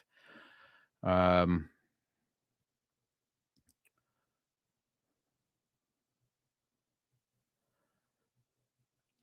and call no man your father on earth, for you have one Father who is in heaven. Okay, why would you share that with me? What am I supposed to do with that? You say cease as if I should somehow apologize for something, but then you say, then you share this and call no man your father on earth, for you have one Father who is in heaven. I'm not getting hurtful. I am hurtful, and Ethan, I get that. I'm so tired, guys. I understand it. I think we are all a little frustrated, and I think we are all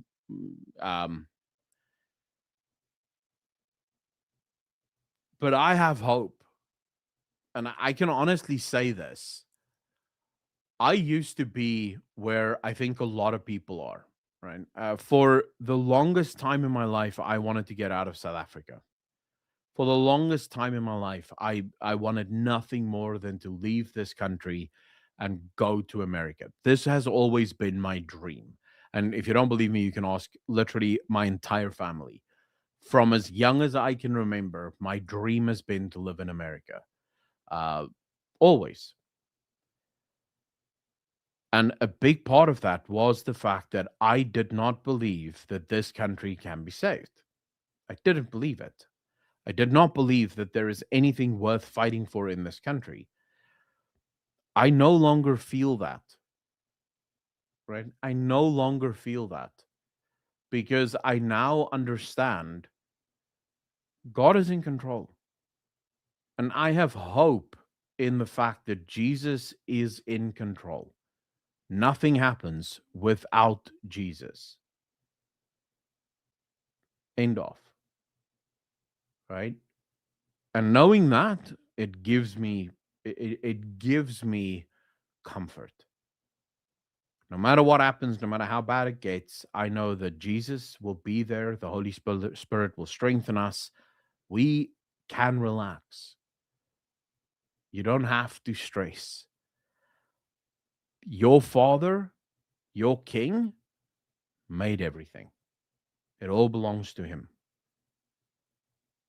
Your problems might seem big to you. He's bigger. What's the first commandment? That's why I shared Matthew 23:9. Well, the first commandment is you will love your God with your whole spirit, your whole body, your mind, your spirit, your body, depending on the translation, with all your heart, all your soul, and all your spirit. The second commandment is you should love your neighbor as you should love your neighbor as you love yourself. I believe that's the second one.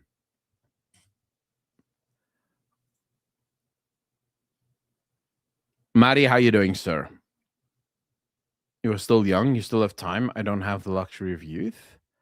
Please make me a mod so that I can time out Healer Jesus Salvation. Maddie, I don't necessarily like. I won't time out someone just for speaking their piece. Uh, if you guys find that someone is sort of spamming, just bring it to my attention and I'll keep an eye on it. My age does not allow any longer. This is wrong. I saw a prosperous South Africa, which was first world, and what I have seen since 1994 is absolutely appalling. But we can be prosperous again, and I believe that the South Africa that is to come will be far more prosperous than the one that was left behind in 1994. Because I do believe that the future of South Africa is one that unites conservatives more broadly and no longer along racial lines. I genuinely believe that. There is a part of me that believes in due time, South Africa will be united around conservative values because the vast majority of conservative values or the vast majority of South Africans do have center right values. The big obstacle, the thing that we have to solve in this country is communism. What's really hard is if you look at a country like America, the vast majority of leftists in America do not hold any right wing value whatsoever. They believe in communism. They believe in big government, big state. They have no conservative values whatsoever, socially speaking. Whatever debauchery you can imagine. Should it be kids that transition? Should it be kids where we, castrate them chemically with all sorts of drugs? They're for all of it. That's a group that is so far gone that you ask yourself, how can they ever be brought back into the light? Here in South Africa, the average voter believes in family values. They believe in heterosexual relationships. They believe that children should not be exploited and abused and used in all manner of wicked and evil, right? That's the vast majority of voters. The only thing we need to shift, the only thing we need to start changing is showing those voters that the free market is a far better alternative to this communist hellscape that they have been voting for 30 plus years. If you do that, imagine the country we will have. Like Kim Heller at Al. Goose, how you doing, sir? I think my thought process is different. As I was born in 94, I never knew of the old South Africa. Ginger, I think especially younger people, right? So I was born in 1985. So I was 9 when apartheid came to an end, and genuinely, I didn't even know that apartheid was a thing until much, much later. So I do think for a lot of young people, there is this, especially young people that was born after 1994. Nothing that's what's happening now makes a lot of sense. Because from your perspective, and this is the thing that I think will also be the death of the ANC. If you look at the overwhelming majority of black voters in this country who are young, born after 1994, the criticism that it's apartheid's fault is no longer really working. You listen to Jacinta and Ngubisa Zuma and March and March. They're not buying the nonsense of apartheid. They're not buying it. Because from their perspective, the ANC has always been in power. Mathew, 1985, 41, je lig. Ek beloof je. Ek beloof je, I'm 41. I know I don't look it because fat don't crack, but I am actually 41.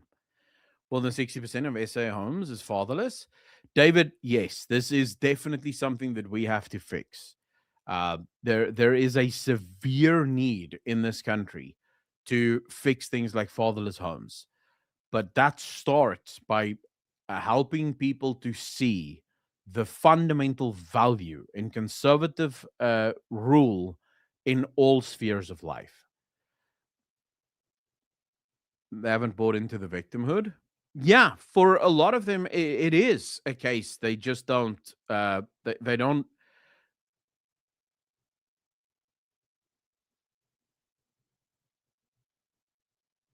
They don't see what the ANC wants them to see.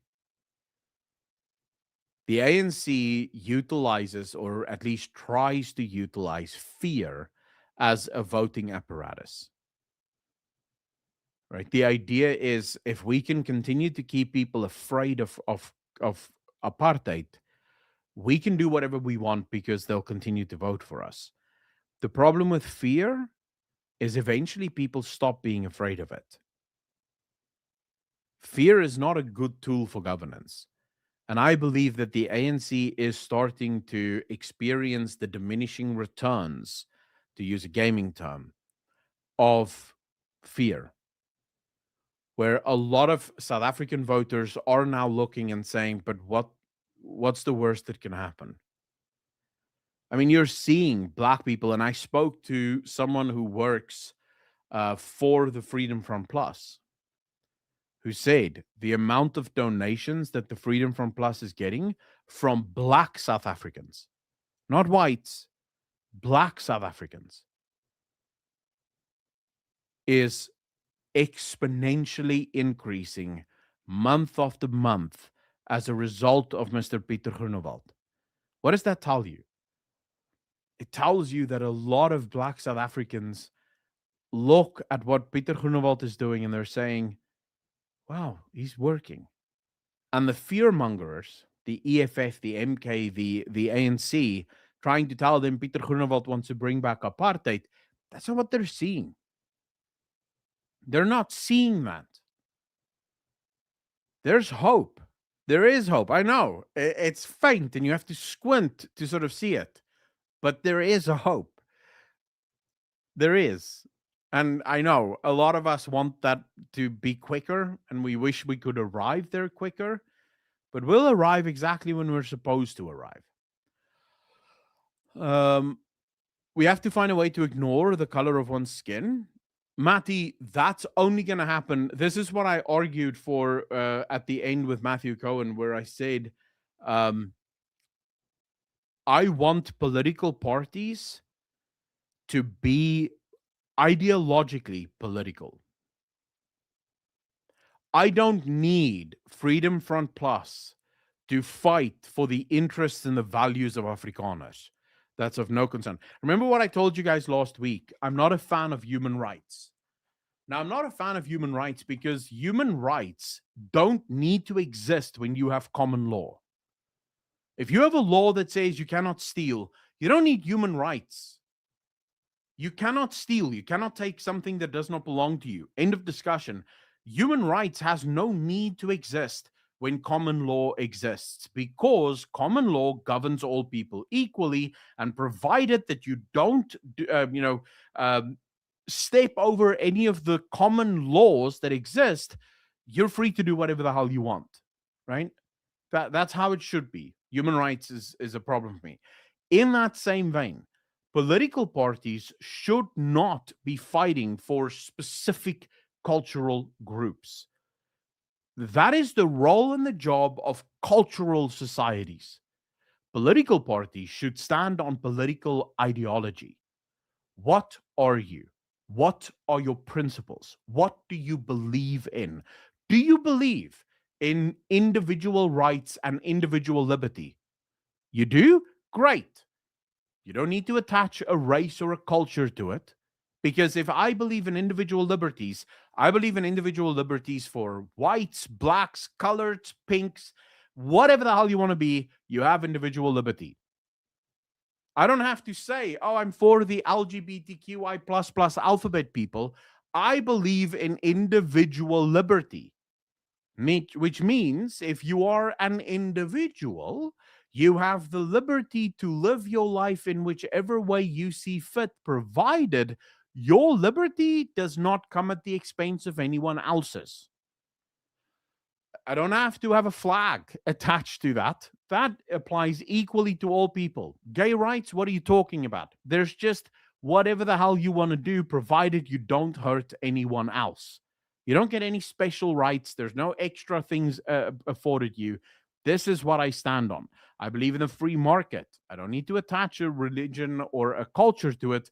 I believe in the free market, meaning if you have the skill, the talent, or the need, or the want, or the drive, you can start a business. If you can do it successfully, congratulations to you. You are now successful. If you can't, congratulations, you're poor. Each person will determine their own comfort level based on their own skill, their own willingness to put effort into it. You don't need political parties to stand up for cultures or races or groups. That's unnecessary. This is why, for example, I don't support things like the ACDP, right? I don't, and it's sort of difficult because people hear that I want a party that stands for Christian conservative values, and they think, oh, so you want a Christian party? No, no, I don't want a Christian party. I want a party that stands for Christian conservative values. I will be the Christian. Me and my church will do the commission stuff. We will convert people to Christianity and share the good news of the gospel of Jesus Christ. That's not the job of the government. But Christian conservative values are the only values that is proven as successful building blocks for society. Only the free market, the rule of common law, not human rights, and individual liberty. Those three principles are Christian principles, and these are the only things that has proven themselves effective at building societies. Not diversity is our strength. It's not. I actually made a post about this. Let me see if I can find that post.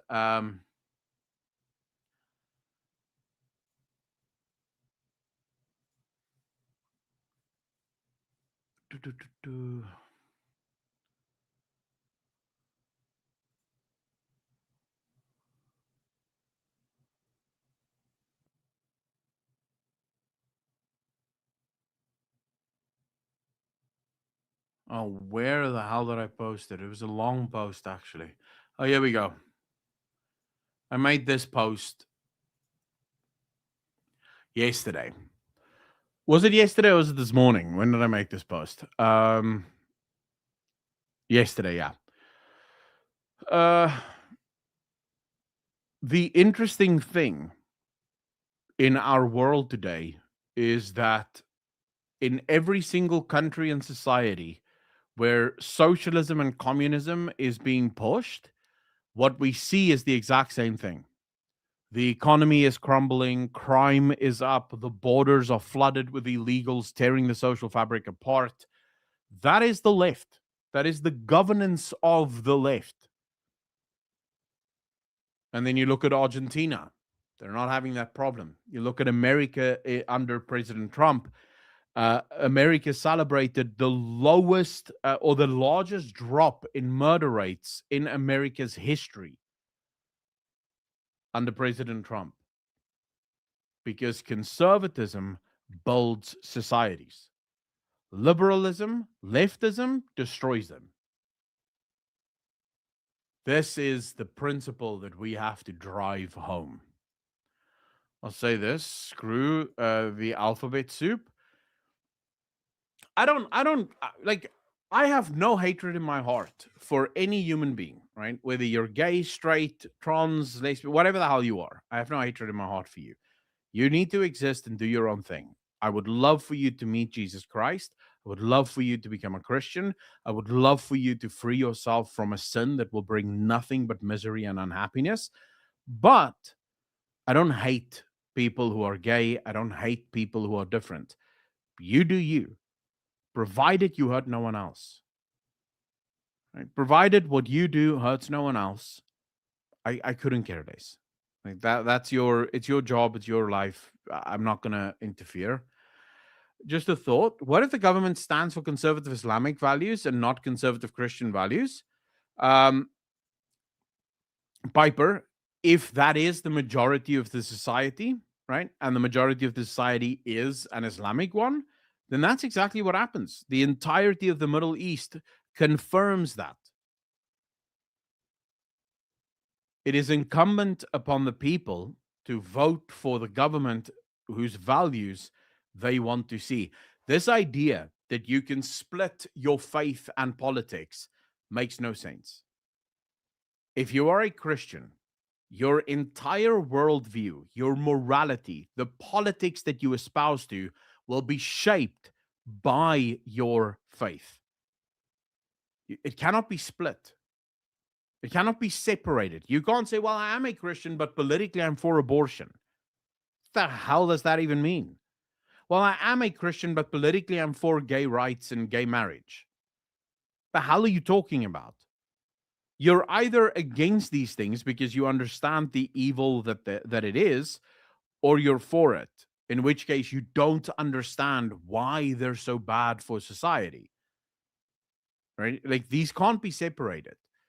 If your society is a majority Muslim and the government comes to power and they want to install Muslim conservative values, that is what that society will do. If you don't want that, you have to stop that from happening. But there is no such thing as a blank slate government. It doesn't exist.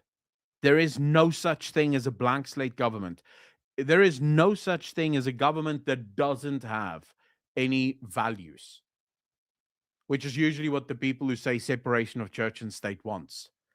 They want a government that stands on no values. They won't say that because they do want the government to have values, but they'll say, no, it mustn't be religious values. All values, by definition, is religious because you believe it. The fact that you believe those values to be good values makes you a religious believer in those values. If you did not believe them, why the hell would you want them as part of your government? And religion is merely just that. It's the belief in something. I was thinking more in terms of Islam invasion of Europe and the stronghold of Islam on the ANC. Piper, so the invasion of Islam is definitely a thing that needs to be paid attention to. I actually believe that this was the argument that Mathew Cohen was making today. The Tiger had a bit of a Tiger. I don't want to put words in your mouth. Was it you?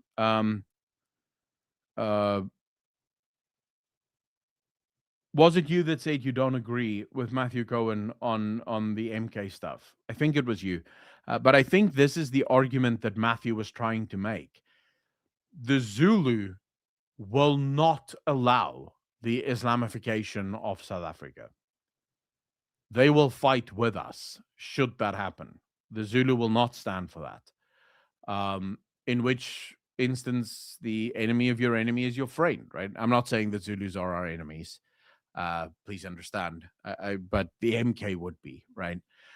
I don't want to hear from any Christian that put an X next to a DA candidate. Speakeasy, I also won't go that far because you have to understand a lot of people vote without all the knowledge. You know, a lot of people just go and vote and they sort of think, well, the DA is doing a good enough job in Cape Town. I'll just vote for them. They don't necessarily follow everything. And look, I don't expect people to follow everything. There's a lot. There's a lot of stuff that happen, you know, and for a lot of people, they're busy with their own lives. This is one of the reasons I don't believe that everyone should have the right to vote. This is why I believe that voting should be really limited only to those who do understand and know. and understand the duty that they have. But since we don't live in that system, most people who vote don't know what they're voting for. They just sort of vote based on what they can easily see in front of them. Good times for everyone to go read Deuteronomy 28 and see what is going on. Gunther, how you doing, sir? As long as you don't hurt somebody, can be open for arguments. Is that emotionally hurt physically? Anita, so when I say hurt, what I mean by that is as long as you don't step on anyone else's religious freedom, right? Nate, how you doing? I agree for Christian values to respect my fellow man in this country. Thank you very much, Annette. Really appreciate that. So the argument then, Anita, is I can do whatever I want to do, provided I do not step on your liberties, right? Because you have your own liberties. You have your own freedom. And as long as I don't infringe upon those freedoms, I can do whatever I want. So, for example, I can't steal from you because as part of individual liberty is the right to own things.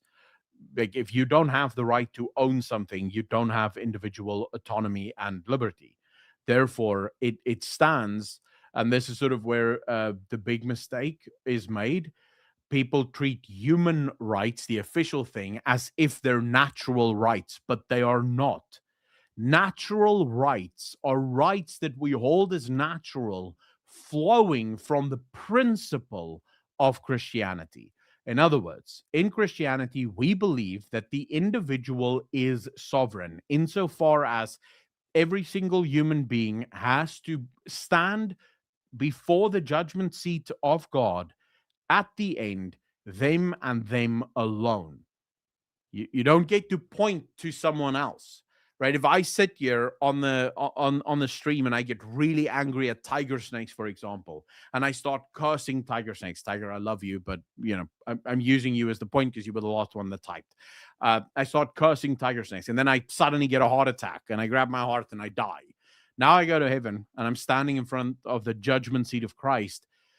I'm not going to be able to say, no, but Lord, you don't understand. Tiger snake said this, this, and this.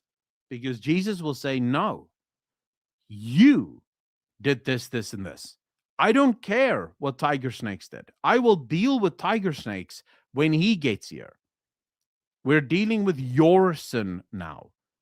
And what did. And because each man has to stand alone in front of the judgment seat of God, it then also stands to reason that every human being must take responsibility for their own lives, since they and they alone will be responsible for what happens in the final hours. Because we believe that man is individual and therefore sovereign, there are rights that we believe naturally flow from that principle. Because the individual is sovereign, the individual must have the ability to own things. That's what it means to be sovereign, the ability to make your own choices and do your own thing. As a result of that, I must be able to buy my own house, buy my own car, because I'm sovereign. I have the right to accumulate for myself things that I want. Does that mean that I get to take your house? No, because now I'm infringing upon your sovereign will and your sovereign freedom. Right? So there's a distinction that must be drawn between a natural right that exists only because the principle of the sovereign individual is underlined by it, and sort of the human rights elements. So human rights are a bunch of rights that lead to a principle from which they extrapolate. So they say, because of all of these rights, the human is sovereign. The conservative Christian says, because the human is sovereign, all of these rights. Do you understand what I mean? The one has no foundation for its human rights, but it uses those human rights to determine what rights the individual may or may not have. Because the individual is only sovereign because they have these rights. This means I can change these rights in whichever way I want, and that will restrict the sovereignty of the individual. I determine what those rights are because those rights determine the value of the individual. The Christian conservative view says, no, no, no. The value of the individual is not in dispute. The individual is infinitely more valuable than anything else. Therefore, the individual is sovereign. And because the individual is sovereign, certain rights are self evident, to borrow a word from the American Constitution. In other words, these rights are assumed because sovereign, meaning I can't change these rights because these rights are a natural extension of the individual sovereignty. And since the individual sovereignty is not up for debate, these rights can also not be up for debate. I hope that makes a little bit more sense. Fortunately, idiots get to vote. Example EFF. True. I don't know how it's going to cut it. You voted for a pro-LGBT, pro-abortion party. Speakeasy again. What do you do with people who voted, but they didn't even know, right? They had no idea that the DA stands for these things. Do you really think that God is going to be like, nope, to hell with you? I will also say, if someone accepted Jesus, that will not happen regardless of who they voted for. But you do want to believe that if someone did accept Jesus in time, they won't vote for the DA, which is one of the reasons I do the work that I do. Night of Justice, how you doing? It's one of the reasons I do what I do, because I do believe that there is value in what I do here. I am late, Mr. Hall. Stefan Real, how you doing, sir? But I will be back tomorrow. Tomorrow we'll have another wonderful stream. There's not going to be a guest tomorrow. It's just going to be you and me, and having some conversations about all sorts of things.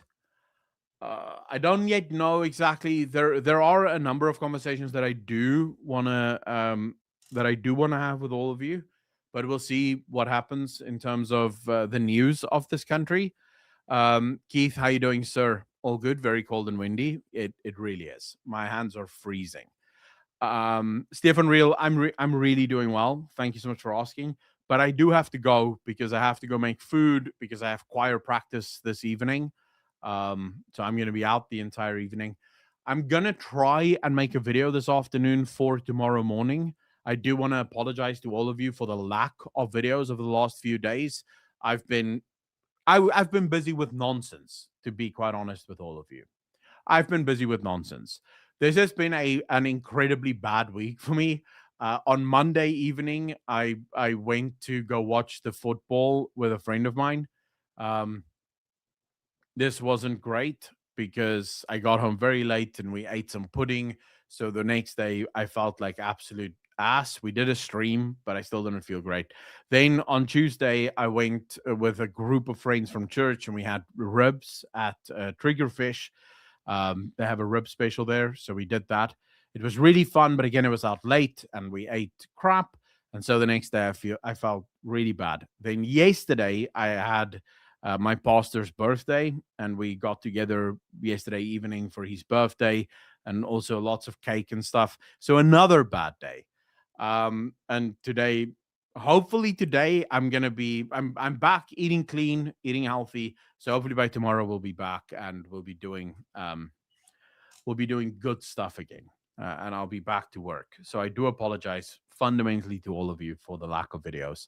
I've been trying to cover all the news stories in the live streams, though. So you should not be behind on anything. You should know everything that there is to know.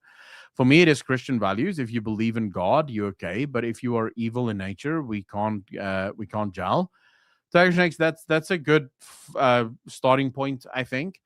Don't forget to watch the rugby on Saturday, SA versus England. Oh, yeah, Night. I will probably be invited to my friend's house for the rugby. I haven't even played Speakeasy. I haven't played Path of Exile 2 in more than a year. I have no idea what's going on there at the moment. I haven't had time for games that tie me too much or tie me up too much. But okay, ladies and gentlemen, I love all of you. Thank you so much for hanging out, for spending your time with me. I'll be back tomorrow, same time, same place. for the final stream of the week. If anything huge happens in between now and then, you will hear it from me in videos. I thank all of you for coming out, for hanging out with me, for spending your time with me. As always, ladies and gentlemen, be good to each other, be kind to each other, and I will see all of you in the next one. Peace.